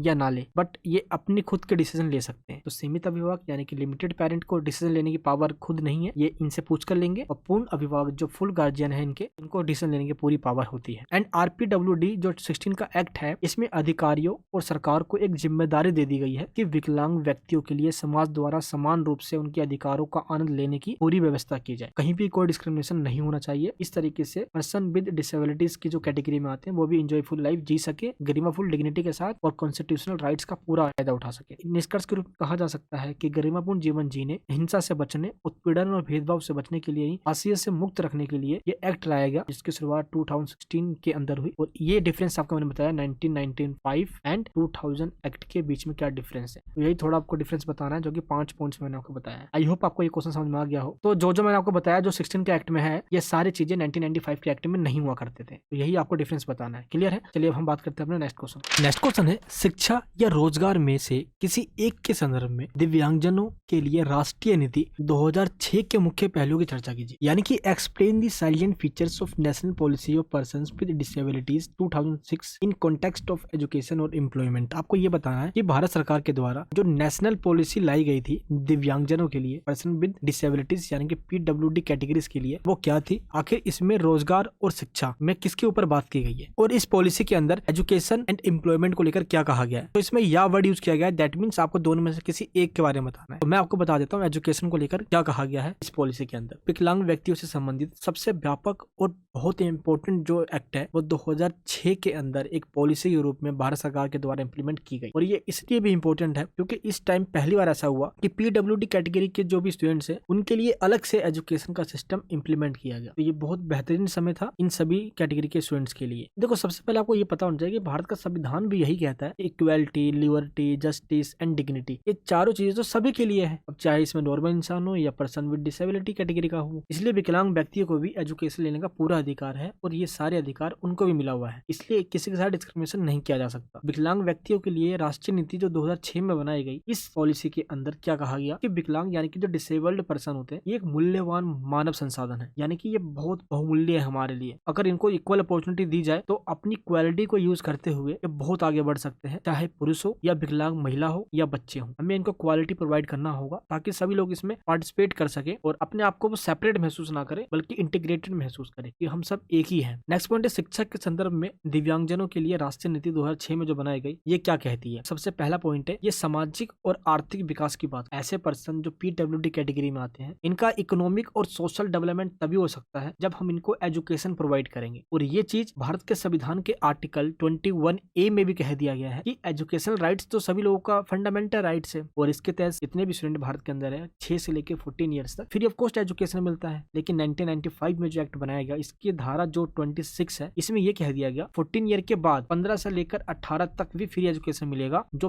PWD कैटेगरी में आते हैं। और यह भी बताया गया कि 2001 की जनगणना में भारत के अंदर अभी भी जो PWD की कैटेगरी में आते हैं लगभग 55% ऐसे हैं जो कि अनपढ़ हैं। इनको एजुकेशन देना बहुत जरूरी है इनको अपना विकास करने के लिए। और इसके लिए एक नया कॉन्सेप्ट दिया गया समावेशी शिक्षा। मैंने आपको पहले बता दिया है समावेशी शिक्षा का मतलब होता है इसमें समान रूप से सभी स्टूडेंट एक साथ बैठेंगे एक क्लास के रूम के अंदर एक स्कूल के अंदर और वो पढ़ाई करेंगे। अब वो चाहे नॉर्मल बच्चा हो या PWD कैटेगरी का हो या किसी भी कैटेगरी का हो, यानी बिना किसी डिस्क्रिमिनेशन के वो एक साथ बैठकर एजुकेशन ले सकते हैं। इसको ही कहा जाता है समावेशी शिक्षा यानी कि इंक्लूसिव एजुकेशन। एंड इसके बाद सेकंड पॉइंट, सरकार द्वारा सर्व शिक्षा अभियान लाया गया जिसमें 6 से 14 वर्ष की आयु को फ्री एजुकेशन देने की बात की गई, बट इसको 15 से 18 वर्ष तक बढ़ा दिया गया जो विकलांग स्टूडेंट्स होते हैं उनके लिए। एंड एक कॉन्सेप्ट बनाया गया IEDC का। IEDC एक ऐसी प्लानिंग है जिसके तहत विकलांग लोगों को एजुकेशन दी जाएगी और भारत सरकार के द्वारा विकलांग छात्रों को स्कूल्स के टाइम पे पढ़ने के लिए हायर एजुकेशन में स्कूल्स में उनको स्कॉलरशिप दिया जाता है ताकि वो अपनी पढ़ाई पूरी कर सके, उनको फाइनेंशियल हेल्प दी जाती है। एंड फोर्थ पॉइंट क्या है, उच्च एजुकेशन यानी कि हायर एजुकेशन में प्रोफेशनल कोर्स करना हो या कोई वोकेशनल कोर्स करना हो, स्किल से रिलेटेड कोई कोर्स करना हो ऐसे स्टूडेंट को, तो यूनिवर्सिटीज एंड कॉलेज वगैरह के अंदर भी इनको टेक्नोलॉजी दी जाती है और इनको कई सुविधाएं दी जाती है जिससे कि ये अपनी इन डिग्रीज को पूरा कर सके। एंड फिफ्थ पॉइंट क्या है, देखो संस्थाओं को अनुकूल बनाकर रखना बहुत जरूरी है ऐसे स्टूडेंट्स के लिए, यानी कि ऐसे संस्थाएं ऐसी इंस्टीट्यूशन स्कूल्स कॉलेज खोलने होंगे जो कि सिर्फ विकलांगों के लिए हो और यहाँ पे विकलांग लोग बिना किसी बाधा के बिना किसी डिस्क्रिमिनेशन के अपनी एजुकेशन पूरी कर सकते हो। अगर उनको शुरुआती ट्रेनिंग मिल गई तो आगे बढ़ने में दिक्कत नहीं आएगी। और आज ऐसे कई सारे इंस्टीट्यूशन सरकार के द्वारा खोले गए हैं, कई ट्रेनिंग सेंटर्स खुले हैं, कई NGOs के द्वारा भी इस पे काम किया जा रहा है। तो आप अपने एरियाज के आसपास भी देख सकते हो ऐसे कई सारे सेंटर्स खुले हुए भी हैं। एंड सिक्स पॉइंट क्या है, स्टेट गवर्नमेंट के द्वारा कई फाइनेंशियल हेल्प से संस्थाएं चल रही है, योजनाएं चल रही है और इसमें IEDC प्लानिंग का बहुत बड़ा रोल है। IEDC प्लानिंग के तहत जितने भी टीचर्स हैं इसका बंदोबस्त करना एक क्लासरूम के अंदर PWD कैटेगरी स्टूडेंट्स के लिए, बुक्स का, स्टेशनरी का, वर्दी यानी कि ड्रेस का, परिवहन का, विकलांगों के लिए इन सभी चीजों का बंदोबस्त करना, चाहे आने जाने का किराया हो या हॉस्टल हो, इन सब के बंदोबस्त करने की व्यवस्था की गई है IEDC के तहत और ये कहा गया है नेशनल पॉलिसी 2006 में। तो आपको ये पता होना चाहिए ये पॉलिसी बहुत ज्यादा इंपॉर्टेंट है PWD कैटेगरी स्टूडेंट्स के लिए। सेवन पॉइंट क्या है, विकलांग बच्चों की पहचान करना और स्कूल्स में इनका एडमिशन करवाना, ये हमें जारी रखना होगा ताकि जो PWD का लिटरेसी रेट है ये और ज्यादा बढ़े और इनको सारी सुविधाएं मिलनी चाहिए जिनसे ये आज तक वंचित है, जो इनको मिल नहीं पा रहा है, जिस वजह से ये स्कूल नहीं जा पाते, एजुकेशन नहीं ले सकते। ये जो प्रॉब्लम है ये मेजर प्रॉब्लम, इसको सोल्व करना है और इस पॉलिसी के तहत इनको सोल्व किया गया। एंड 8 पॉइंट क्या है, विकलांग महिलाओं पे जोर दिया गया, इनकी जरूरतों को ध्यान रखा जाए, इनको भी एजुकेशन देंगे हम तभी ये रोजगार ले सकते हैं, अपनी सर्विसेज देश को दे सकते हैं ये। और इसके लिए स्पेशल एजुकेशनल फ्रेमवर्क बनाएगा कि इनको हम ट्रेंड करेंगे जिसको व्यावसायिक प्रशिक्षण सुविधा कहा जाता है। यानी कि कई सारे वोकेशनल एजुकेशन सेंटर बने हुए हैं, एनएस बोर्ड भी करवाता है, ये कई सारे बोर्ड करवाते हैं ऐसे स्टूडेंट्स को। एंड इसके बाद है असमर्थ व्यक्तियों की शिक्षा के लिए राष्ट्रीय नीति 2006 क्या कहती है, यानी कि ऐसे लोग जो पीडब्ल्यूडी कैटेगरी में है उनके लिए क्या स्पेशल करती है। तो विशेष ध्यान इसमें क्या दिया गया है, सबसे पहले इसके अंदर प्राइमरी, सेकेंडरी और हायर एजुकेशन के लेवल तक पीडब्ल्यूडी कैटेगरी के स्टूडेंट्स को एडमिशन करवाने के लिए, इनकी शिक्षा जारी रखने के लिए एनुअली एक रिपोर्ट दी जाती है कि कितने स्टूडेंट्स पूरे देश भर में है जो एजुकेशन नहीं ले पा रहे हैं इस लेवल तक, तो इनको एजुकेशन देने की बात की जाती है। सेकंड पॉइंट क्या है, विकलांग बच्चों की शिक्षा को बढ़ावा देने के लिए state government and central government in दोनों के द्वारा समावेशी शिक्षा यानी कि इंक्लूसिव एजुकेशन को प्रमोट किया जाना है और ये प्रमोट कर भी रहे हैं। एंड थर्ड पॉइंट क्या है, विकलांग बच्चे जो इंक्लूसिव एजुकेशन में शामिल नहीं किए जाएंगे, जिनको समावेशी शिक्षा में शामिल नहीं किया गया है, दैट मींस अगर उनको एक क्लासरूम में सबके साथ नहीं बिठाया जा रहा है तो उनको भी ट्रेनिंग की जरूरत है, इसलिए उनके लिए अलग से एक स्कूल खोला जाएगा और इनको विशेष स्कूल के अंदर डाला जाएगा ताकि विकलांग बच्चों को तैयार किया जा सके और इनको सहायता भी दी जाएगी। एंड फोर्थ पॉइंट क्या है, पाठ्यक्रम तथा मूल्यांकन यानी कि इनके लिए अलग से करिकुलम बनाया जाएगा एंड इवैल्यूएशन का मेथड बनाया जाएगा, जिससे कि जब इनका एग्जाम दे तो काफी वो इजी हो। और सब्जेक्ट के रूप में अगर देखा जाए तो मैथमेटिक्स हो गया और कोई सा भी एक लैंग्वेज ये ले सकते हैं अपनी चॉइस के अकॉर्डिंग, और एग्जाम का लेवल भी काफी इजी रखा जाएगा इन सब के लिए। आपको याद होगा जब आपने क्लास 10th या 12th का बोर्ड एग्जाम दिया होगा, उसमें जो क्वेश्चन आते हैं उसके और में जो क्वेश्चन आता है उसमें लिखा होता है दृष्टिबाधित के लिए, यानी कि जो पीडब्ल्यूडी कैटेगरी के स्टूडेंट्स होते हैं अलग से उनके लिए क्वेश्चन आता है, यानी कि वो क्वेश्चन जो हम सब के लिए आता है उससे थोड़ा सा आसान क्वेश्चन होता है। आप सबने जरूर इसको देखा होगा जिसमें लिखा होता है स्पेशली ये दृष्टिबाधित के लिए है या पीडब्ल्यूडी कैटेगरी स्टूडेंट्स के लिए, इसको आपको नहीं करना। तो स्कूल्स एंड हायर एजुकेशन के अंदर ये अलग से सिस्टम किया गया है और ये किया भी जाना चाहिए। एंड फिफ्थ पॉइंट क्या है, 6 वर्ष की आयु तक विकलांग बच्चों की पहचान की जानी चाहिए और इनका इलाज करवाना चाहिए जरूरत पड़ने पे, और जब ये लगता है कि हाँ अब ये समावेशी एजुकेशन लेने लायक हो चुके हैं, यानी सबके साथ बैठने लायक हो चुके हैं, तो इनको समावेशी एजुकेशन यानी कि इंक्लूसिव एजुकेशन में डाल देना चाहिए। एंड सिक्स पॉइंट क्या है, मानवीय रूप से अपंग बच्चों के लिए मनोवैज्ञानिक पुनर्वास केंद्र में शिक्षा सुविधा प्रदान की जानी चाहिए। That means education facility provide की जानी है साइकोलॉजिकल रिहेबिलिटेशन सेंटर्स के अंदर, ताकि मेंटली जो हैंडीकैप्ड है चिल्ड्रन उनकी हेल्प की जा सके। तो इस प्रकार कहा जा सकता है कि नेशनल पॉलिसी जो 2006 में आई है भारत सरकार के द्वारा, ये विकलांग लोगों के लिए बहुत ज्यादा ही बेहतरीन रहा और कई लोगों की इसने हेल्प भी करी है और अपने जीवन में वो बदलाव लेकर आ पाए हैं। नेक्स्ट क्वेश्चन क्या है, एक पृथक शैक्षिक संस्थान समावेशी चाहता है, इस संस्थान को क्या कदम उठाने चाहिए, यानी कि a segregated institution plans to become inclusive, what steps should the institution plan to undertake. मान लो मैं चाहता हूँ एक ऐसा स्कूल खोलना जिसमें सभी स्टूडेंट्स आके पढ़ सके, जिसको हम इंक्लूसिव सेंटर कह सकते हैं, या ऐसा सेंटर जहाँ पे समावेशी शिक्षा दी जाती हो। समावेशी जहाँ पे वर्ड आ गया समझ लेना, यहाँ पे पर्सन विद डिसेबिलिटी जो स्टूडेंट होते हैं इनको भी पढ़ाने की बात आ रही। तो मैं एक ऐसा स्कूल खोलना चाहता हूँ जहाँ पे ऐसे लोग भी आके पढ़ सके और नॉर्मली जो लोग आते हैं वो भी पढ़ सके। तो ऐसे स्कूल्स खोलने के लिए, ऐसे सेंटर्स खोलने के लिए क्या क्या चाहिए, किन बातों का ध्यान रखना होगा, इसके और में दिया गया आपको किस तरह शैक्षिक संस्थान एक समावेशी कार्य क्षेत्र बना सकता है, विस्तार से बताइए। Explain how an educational institution can create an inclusive workplace. तो सबसे पहले हम बात करते हैं इंट्रोडक्शन के बारे में। इनकी अलग विशेषताएं होती है जो पीडब्ल्यूडी कैटेगरी के अंदर होते हैं, इनका इंटरेस्ट भी अलग होता है, इनकी एलिजिबिलिटी अलग होती है, इनकी नीड्स भी अलग है। तो इसके अकॉर्डिंग हमें इनका रिस्पेक्ट तो करना चाहिए और इन सभी चीजों का ध्यान में रखते हुए हमें अपने सेंटर पे इन चीजों की फैसिलिटी भी प्रोवाइड करवानी चाहिए जो एक वक्त पे पीडब्ल्यूडी कैटेगरी के स्टूडेंट्स को नीड होती है। आखिर समावेशी शिक्षा का मतलब क्या होता है, इसका मतलब होता है सभी बच्चे एक ही क्लासरूम में, एक ही स्कूल में, एक जगह पे बैठकर पढ़ाई कर सके। बहुत इजी मीनिंग में आपको बता रहा हूँ, क्योंकि हमारे नोट्स टफ नहीं होते, ये वही नोट्स है जो हमने बनाया हुआ है, बिल्कुल डायग्राम पिक्चर बहुत अच्छे से किया हुआ है। आप इसको ले भी सकते हो, लिंक इन डिस्क्रिप्शन बॉक्स के अंदर दिया गया है। तो इसमें यही बताया गया है कि ट्रेडिशनल रूप से जिनको अभी तक घर से बाहर नहीं निकलने दिया गया, पढ़ने का अधिकार सरकार ने दिया बट घर वालों ने घर से बाहर ही नहीं भेजा, तो ये गलत बात है। इसलिए जो समावेशी शिक्षा ये क्या कहता है, ये सभी को पढ़ने के लिए एक ही क्लासरूम के अंदर अपॉर्चुनिटी देता है, चाहे वो नॉर्मल हो चाहे वो पीडब्ल्यूडी कैटेगरी का हो। तो समावेशी प्रणाली में चाहे उसका बैकग्राउंड कुछ भी हो, वो क्लासरूम के अंदर आके एजुकेशन ले सकता है। आप एक बार जरा इस इमेज को देखिए, ये है समावेशी शिक्षा यानी कि इंक्लूसिव वर्कप्लेस या इंक्लूसिव एजुकेशन का एक एग्जांपल। यहाँ पे मैम पढ़ा रही है, यहाँ पे नॉर्मल बच्चे भी बैठे हुए हैं। ये देखिए पीडब्ल्यूडी कैटेगरी का है, ये भी लड़की पीडब्ल्यूडी कैटेगरी की है, ये भी पीडब्ल्यूडी कैटेगरी की है। इसका मतलब ये हुआ कि सभी बच्चे एक ही क्लासरूम के अंदर, एक ही स्कूल में, एक छत के नीचे बैठकर जब पढ़ाई करते हो तो इसको कहा जाता है इंक्लूसिव एजुकेशन या इंक्लूसिव वर्क प्लेस में जाकर। वर्क प्लेस का मतलब कोई ऐसी जगह पर जाकर जहाँ पे ये स्कूल है वहां जाके पढ़ाई करना। तो आई होप आपको इस पिक्चर से बहुत इजीली सबको समझ में आ गया होगा इसका मतलब होता क्या है। यूनिसेफ के द्वारा भी इसकी डेफिनेशन दी गई है कि सभी बच्चों को स्कूल जाने का उचित मौका देने और उनके कौशलों को सीखने और विकसित करने का सबसे प्रभावी तरीका है और उनको आगे बढ़ाने के लिए इंक्लूसिव एजुकेशन यानी कि समावेशी शिक्षा। तो inclusive education is the most effective way to give all children a fair chance to attend school, इसलिए ये स्टार्टिंग से कहा गया है। अब हम बात करते हैं कि शैक्षणिक संस्थान को समावेशी कार्य क्षेत्र बनाने हेतु क्या कदम उठाने चाहिए। सबसे पहला पॉइंट है नस्ल और जातीय विविधता। अलग अलग रेशियल एंड एथनिक डाइवर्सिटी होती है पूरी सोसाइटी के अंदर, तो इन चीजों का ध्यान रखना है हमें। अभी क्लासरूम के अंदर, स्कूल के अंदर कौन से बैकग्राउंड से बच्चे आ रहे हैं, उनका कल्चरल बैकग्राउंड क्या है, हमें इसकी परवाह नहीं करनी चाहिए। हमें एक साथ सभी को सम्मान करना चाहिए बिना किसी धर्म जाति भेदभाव के। तो ये आपको ध्यान रखना है। एंड सेकंड पॉइंट क्या है, गैर प्राथमिक भाषा के रूप में अंग्रेजी रखने वाले व्यक्तियों के लिए, यानी कि for individuals who have English as a non primary language, यानी कि ऐसे स्टूडेंट जो चाहते हैं कि उनका जो मदर टंग है वो भी पढ़े, इसके बाद सेकेंडरी प्राइमरी या जो भी लैंग्वेज वो चाहे, अगर उसके एक्स्ट्रा लैंग्वेज में लेना चाहे तो इंग्लिश भी वो ले सकते हैं, क्योंकि समय की डिमांड आज इंग्लिश है, ताकि समावेशी का माहौल बनाया जा सके। और भी बच्चे हैं जो इंग्लिश लेते हैं, अब पीडब्ल्यूडी कैटेगरी के बच्चे इंग्लिश नहीं पढ़ेंगे तो कहीं वो सेपरेट ना देखें, इसलिए वो एक प्राइमरी या सेकेंडरी लैंग्वेज के रूप में इंग्लिश को ले सकते हैं। थर्ड पॉइंट क्या है, सामाजिक आर्थिक पृष्ठभूमि, यानी कि सोशियो इकोनॉमिक बैकग्राउंड। एक सेंटर या स्कूल के अंदर फाइनेंशियल हेल्प इनको देकर ऐसा माहौल क्रिएट करना चाहिए ताकि इनको एडमिशन लेने में या पढ़ने में कोई प्रॉब्लम नहीं आना चाहिए। सोशल यानी कि ना ही समाज के द्वारा रोका जाना चाहिए, आर्थिक यानी कि ना ही पैसे की तंगी की वजह से रुकावट आना चाहिए। एंड फोर्थ पॉइंट क्या है, विकलांग और विशेष शिक्षा कार्यक्रमों में छात्र, students with disabilities and in special education programmes. जितने विकलांग छात्र होते हैं पीडब्ल्यूडी कैटेगरी के, ये विशेष छात्र वाले छात्रों के लिए स्कूल समावेशिता को बढ़ावा देते हैं, यानी कि ऐसे कई सारे कार्यक्रम या प्रोग्राम चलाए जाते हैं जो विकलांग छात्रों की एजुकेशन को लेकर लोगों के बीच में जागरूकता फैलाते हैं। एंड फिफ्थ पॉइंट क्या है, पारिवारिक परिस्थितियां, पालन पोषण एंड देखभाल। ये जरूरी है कि फैमिली के जो सर्कमस्टेंसेस हैं ये वहाँ पे मिल सके। अब मान लो एक बच्चा है, उसका पालन पोषण करना, कहीं उसको कैद में तो नहीं रखा गया परिवार के द्वारा, उसको एक सेंटर में भेजना, उसको ट्रेन करना, क्योंकि जो पीडब्ल्यूडी कैटेगरी के बच्चे होते हैं, मान लो मेंटली डिस्टर्ब कोई है तो उसको उस तरीके से समझाना होगा। कई बार ऐसे बच्चे होते हैं उनको हल्का सा भी चलाओ तो बहुत डर जाते हैं, वो उनको रोना आ जाता है, उनको लगता है कि ये मेरे को मारने वाला है, क्योंकि अभी मेंटली डिस्टर्ब चल रहे हैं वो। तो ऐसे स्टूडेंट्स को उनके ही तरह बन के समझाना होगा हमें,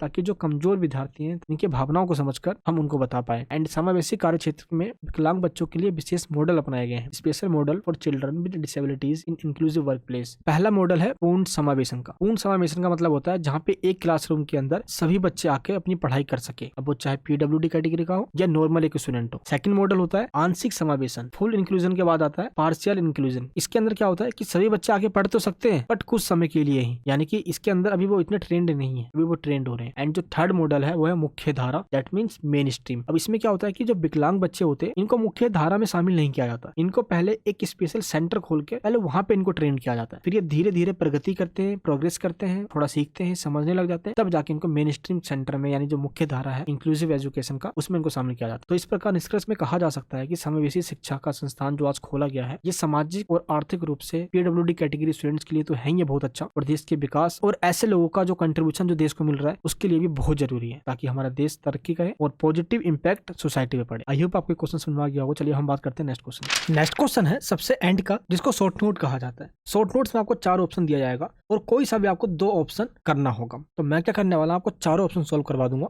जिससे कि आपको सब कुछ समझ में आ जाए। सबसे पहला टॉपिक है हमारे पास का के अंदर, यानी कि ए पॉइंट में विकलांगता यानी कि डिसेबिलिटी। इसका मतलब क्या होता है? देखो पूरे टॉपिक में अभी तक हम यही समझते आ रहे हैं कि विकलांगता का मतलब होता है जिसके शारीरिक और मानसिक यानी कि फिजिकली और मेंटली रूप से किसी भी तरीके में वो अक्षम हो, दैट मीन्स काम करने में कैपेबल ना हो और वो अपने लाइफ में लंबा संघर्ष कर रहा हो। अब इसके लिए कई सारी प्रॉब्लम्स हो सकती है। अब वो अलग अलग तरीके की विकलांगता होती है, कोई चल नहीं पाता, कोई बोल नहीं पाता, कोई खड़ा नहीं हो पाता, तो कोई सुन नहीं पाता, तो कोई देख नहीं पाता। विकलांगता यानी कि जो डिसेबिलिटी है ये अलग अलग कैटेगरीज की होती है। तो विकलांगता का जो अर्थ बताया गया है वो यही बताया गया है कि जो मानसिक और शारीरिक रूप से डिसेबल्ड हो। अब ये बीमारी हो सकती है, कोई चोट लग सकती है, या किसी के शरीर के किसी भी ऑर्गन्स के पार्ट में कोई कमी हो सकती है जिससे कि वो कोई काम पूरा करने में असमर्थ होता है। तो एक व्यक्ति की विकलांगता उनके जीवन में किसी भी समय उत्पन्न हो सकती है। ऐसा नहीं है कि वो जन्म से ही विकलांग हो सकता है, क्या पता बीच में कोई दुर्घटना हो जाए, कोई ऐसी इंसिडेंट हो जाए, तो फैक्ट्री में काम कर रहा होता है, किसी का हाथ कट जाता है, किसी की उंगली मशीन में आ जाती है, उंगली कट जाती है, फिंगर्स वगैरह में दिक्कत आ जाती है। तो कहीं ना कहीं ये विकलांगता सिर्फ जन्म से नहीं,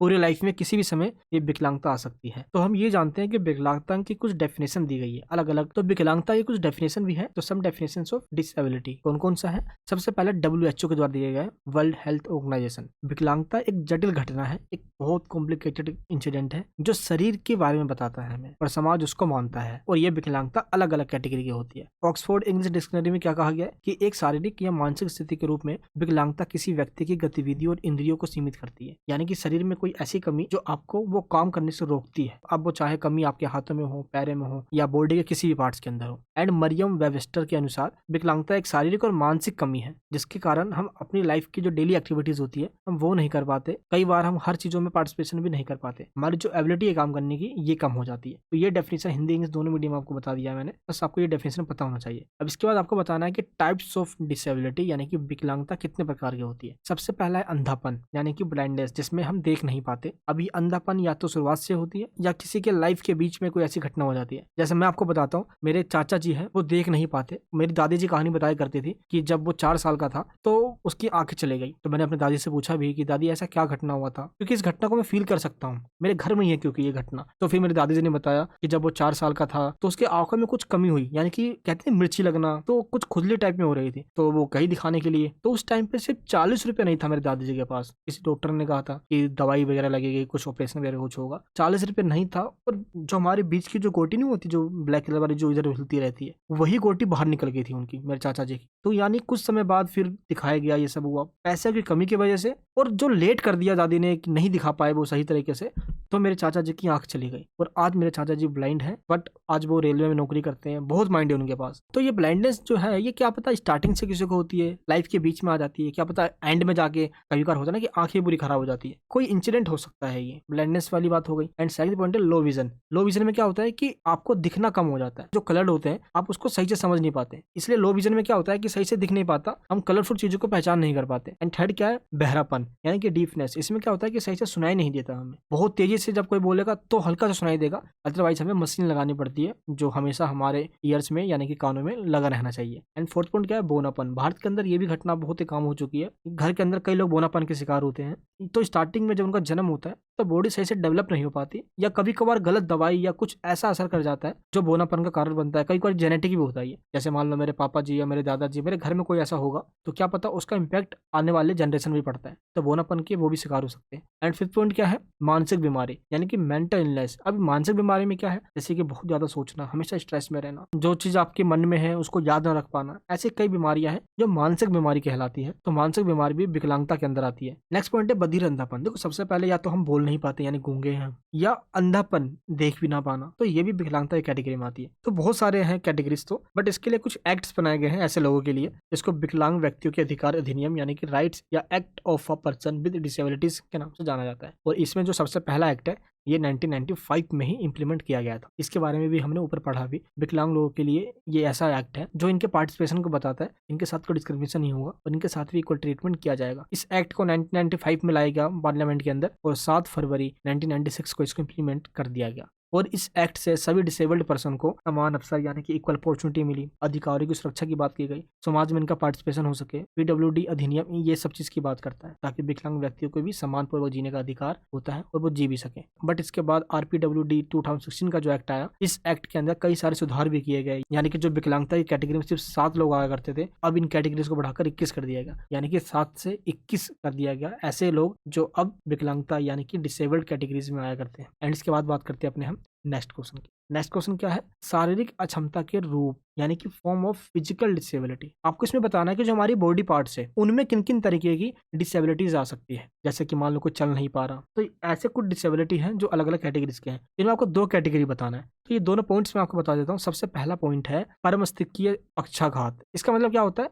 सेरेब्रल पॉल्सी। सेरेब्रल पॉल्सी का मतलब क्या होता है, ये एक ऐसी बीमारी होती है जो मस्तिष्क के चोटों के कारण पैदा होती है, यानी कि किसी के दिमाग में कोई चोट लग जाए तो इस बीमारी को हम कहते हैं परमस्तिष्कीय पक्षाघात यानी कि सेरेब्रल पॉल्सी। और ये कब होता है, देखो जब मान लो कोई औरत प्रेग्नेंट हो, तो प्रेगनेंसी के टाइम पे कई बार होता है कि बच्चों को चोट लग जाती है, तो मानसिक हालत उसकी ठीक नहीं होती, तो मस्तिष्क के चोट यानी कि माइंड में जो चोट लगती है उसके वजह से भी ये घटना घटती है। जैसे कि मान लो कि ऑक्सीजन की कमी हो जाए, दिमागी बुखार हो जाए, सिर में चोट लगना, हिलना ढुलना, तो प्रेगनेंसी के टाइम पे ऐसी घटना हो जाती है। और भारत में अभी भी 1000 बच्चों में 2 बच्चे इस बीमारी के शिकार हो जाते हैं। इस प्रकार ये बीमारी आज भी है, इस टाइम पे भी होती है। तो अगर ये किसी को बीमारी होती है तो इससे कठिनाइयां क्या क्या होती है। इसमें कठिनाइयां ये आती है कि शरीर के जो अलग अलग पार्ट्स हैं हमारा, ये मूव करना बंद कर देते हैं। हमारे मस्तिष्क में चोट लगती है, इसलिए सूजन वगैरह आ जाता है। इससे चेहरे के हाव भाव बता देते हैं कि शरीर में पूरा कमजोरी आ चुका है। हम मेडिटेशन वगैरह ये सही से ध्यान केंद्रित करना हम ये नहीं कर पाते, इसमें दिक्कत होती है। फिर फिजिकल डिसेबल्ड का जो सेकंड कैटेगरी है वो क्या है, श्रवण बधिरता एवं दुर्बलता यानी कि हियरिंग डिफनेस एंड वीकनेस। इसमें क्या होता है, जो हम आवाज सुनते हैं वो कैपेबल नहीं होते सुनने लायक, इसी को बहरापन विकलांगता के नाम से जाना जाता है। यानी कि बहरे की पहचान करना भी मुश्किल है। मान लो कोई बच्चा पैदा हुआ तो तो शुरुआत में पहचान कैसे कर पाएंगे भाई? बहरा तो नहीं है बच्चा कहीं? कई बार ऐसा होता है ना कि जो बचपन में ही यानी कि जब उसका जन्म हुआ है, जब भी कोई ऐसी घटना होती है कि वो बहरा पैदा होता है, या बीच में जैसे मान लो कोई वेल्डिंग का काम करता है, वेल्डिंग के काम करने वाले बहुत शोर शराबे में काम करते हैं, इनका काम ही शोर शराबे में होता है, तो एक टाइम आता है इनकी कानों से सुनना बंद हो जाता है या बहुत कम सुनाई देता है, इनको मशीन लगानी पड़ जाती है। तो कहीं ना कहीं या तो जन्म से या आपकी एज में किसी भी स्टेज में ये बीमारी हो सकती है। एंड इस बीमारी कारण क्या है? इस बीमारी कारण क्या तो कान में सूजन आ जाना, दूसरा टॉन्सिल्स के कारण भी होता है, विटामिन की कमी भी हो जाती है इसके अंदर, एविटामिनोसिस एक विटामिन है, इसकी कमी भी हो जाती है। एंड जोर से जब शोर आता है या कोई विस्फोट हो जाए, कोई बहुत बड़ी दुर्घटना हो जाए, तो कान के छतरे फट जाते हैं, जिस वजह से सुनाई देना बंद हो जाता है। ये इसके कुछ रीजंस है। एंड थर्ड कैटेगरी में क्या आता है? दृष्टि बाधिता एवं अक्षमता। इसका मतलब होता है visual impairment, that means disability, यानी कि जब कोई देख ना पाता हो। मैंने आपको बताया अभी स्टार्टिंग में, या तो ये जन्म से हो सकता है या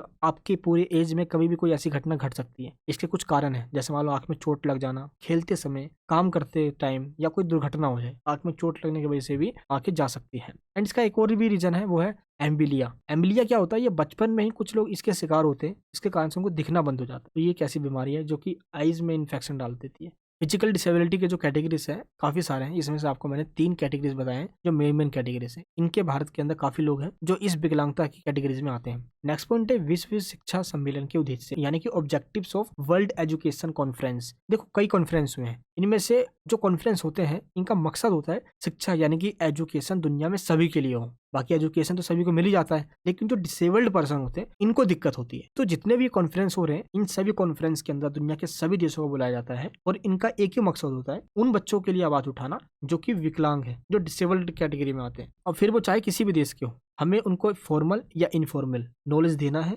एजुकेशन प्रोवाइड करना है। इसको लेकर 2 मेन कॉन्फ्रेंस हुए हैं। सबसे पहला जो कॉन्फ्रेंस है वो है सलामाका सम्मेलन, जो कि 1994 में हुआ। दूसरा है शिक्षा विश्व मंच, जो कि डकार का है, 2000 में हुआ। ये अभी हमने ऊपर पढ़ा भी था। पहले बात करते हैं हम सलामाका सम्मेलन, जो कि 1994 में हुई। सलामाका जो सम्मेलन है, ये एक जगह का नाम है सलामाका, ये स्पेन में एक जगह है, और ये जो कॉन्फ्रेंस है ये 1994 में हुआ। जो 1990 में कॉन्फ्रेंस हुआ था सबके लिए शिक्षा, उसी थीम को ये आगे बढ़ाता है और दुनिया भर में सभी की शिक्षा के लिए बात करता है। ये जो विशेष जरूरत वाले बच्चे हैं ये उन पे फोकस करता है। जैसे आप देख सकते हो ये चल नहीं सकता, तो ऐसे बच्चों के लिए हम कैसे एजुकेशन प्रोवाइड करें, इनके लिए कौन कौन सी फैसिलिटी हम प्रोवाइड की जाए, जैसे इनको फिजिकल, मेंटल, सोशल, इमोशनली और लैंग्वेज तरीके से हम इनको एजुकेट कर सकें। इनका मेन ऑब्जेक्टिव होता है कि हर क्षेत्र में आने वाले जो बच्चे, चाहे गाँव के हों या कस्बे के हों, छोटे हों बड़े हों, किसी भी जाति धर्म के हो, सभी को शिक्षा देना जरूरी है, और इन सब तक एजुकेशन एंड रिसोर्सेज की अवेलेबिलिटी भी जरूरी है। तो ये उनको क्या करते हैं, अवेलेबल करवाते हैं, यानी उपलब्ध करवाते हैं ये संसाधनों, यानी कि रिसोर्सेज की। एंड इसके बाद जो सेकंड कॉन्फ्रेंस था वो था विश्व शिक्षा मंच डकार का सम्मेलन। ये हमने भी ऊपर देखा भी था अपने पिछले क्वेश्चन में। डकार जो है 2000 में ये कॉन्फ्रेंस हुआ था, जो कि सेनेगल अफ्रीका के अंदर है, और इसमें सबके लिए शिक्षा का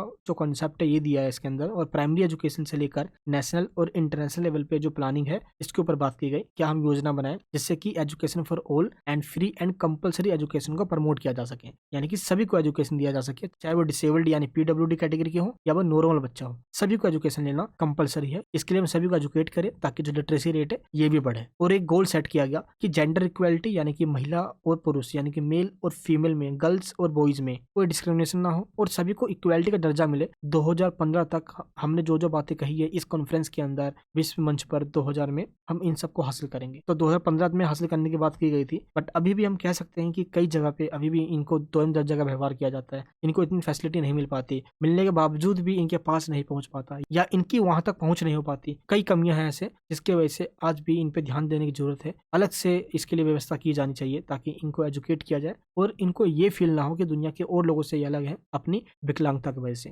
ताकि इनको इस चीज का रिग्रेट ना हो। एंड नेक्स्ट जो पॉइंट है वो है पीडब्ल्यूडी अधिनियम 1995, यानी कि आपको बताना है पीडब्ल्यूडी एक्ट 1995 के बारे में। इसके बारे में आपको मैंने पहले बताया है। पीडब्ल्यू एक्ट, जिसको पर्सन्स विद डिसेबिलिटीज यानी कि विकलांग व्यक्ति का एक्ट है ये, जो कि 1995 में संसद में आया, और दिसंबर 1992 यानी कि 1992 में ही बीजिंग, जो कि चीन में है, यहाँ पे सबसे पहले इसके बारे में बात कर ली गई थी। चीन के घोषणा के अंदर इसके बारे में बात की गई थी। भारत ने इसके अंदर पार्टिसिपेशन लिया, और राष्ट्र निर्माण के लिए हमें अपने सभी विकलांग भाई बहनों को ध्यान देना होगा, इसलिए ये एक्ट भारत के अंदर ही पास किया गया, पीडब्ल्यूडी एक्ट, जिसको 7 फरवरी 1996 में भारत के अंदर लागू कर दिया गया। और इस एक्ट के मेन जो प्रोविजन है वो क्या क्या है, तो चलिए आपको मैं पहले एक एक करके बता देता हूँ। सबसे पहला जो प्रोविजन है वो क्या है, कमजोरी का पता लगाना और उसे रोकना। यानी कि जो डिसेबिलिटी है आखिर ये क्यों हो रहा है हमारे देश के अंदर, अगर बड़ी संख्या में हो रहा है तो इसको पता लगाओ और 1 साल के अंदर अंदर लोगों को जागरूक करो, इसके लिए चाहे अभियान चलाना पड़ जाए। एंड सेकंड पॉइंट का, एजुकेशनल फील्ड के अंदर हम इनको एजुकेशन दे, इसके लिए हमने 18 ईयर तक इनको फ्री एजुकेशन दिया है, मुफ्त में यानी फ्री एजुकेशन दी है इनको।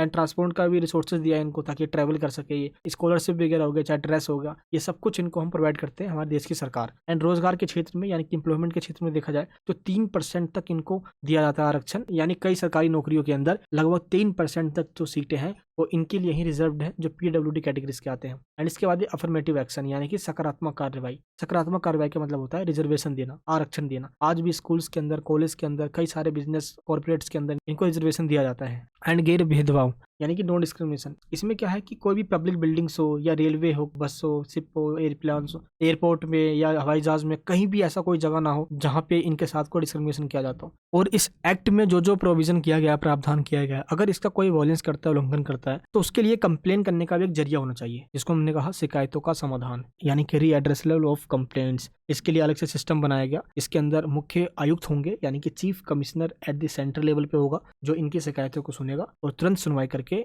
इनकी प्रॉब्लम को सॉल्व करेगा। तो इस प्रकार कहा जा सकता है कि PWD एक्ट 1995 का एंड इसके बाद जो RPDWD एक्ट है 2016 का, जो मोदी गवर्नमेंट के द्वारा लाया गया, ये अपने आप में ही बहुत अच्छा एक्ट रहा इन सभी लोगों के लिए जो इनके अधिकारों और सोशल सिक्योरिटी की बात करता है। तो इस प्रकार हमारे जितने भी क्वेश्चंस थे ये सभी खत्म हो जाते हैं। आई होप आपको मैंने जितने भी क्वेश्चंस बताए ये समझ में आ गए होंगे। एक बार इस पूरी वीडियो को देख लेने के बाद अगर आपने हमारे नोट्स को पढ़ डाला, लाइव जिंगा लाला, एग्जाम में आपका हाथ नहीं रुकेगा और आप लिखते रह जाओगे। इस नोट्स के अंदर वो सारे क्वेश्चंस विद आंसर के साथ प्रॉपर फॉर्मेट में आपको दे दिया गया है। इस नोट्स को डाउनलोड करने की लिंक नीचे वीडियो के डिस्क्रिप्शन बॉक्स में। आप जैसे लिंक पे क्लिक करोगे आपको इसमें से जो भी नोट्स चाहिए आपको सिंपल उस नोट्स पे क्लिक कर देना है। वाई नाउ पे क्लिक करके आपको नोट्स ले लेना है।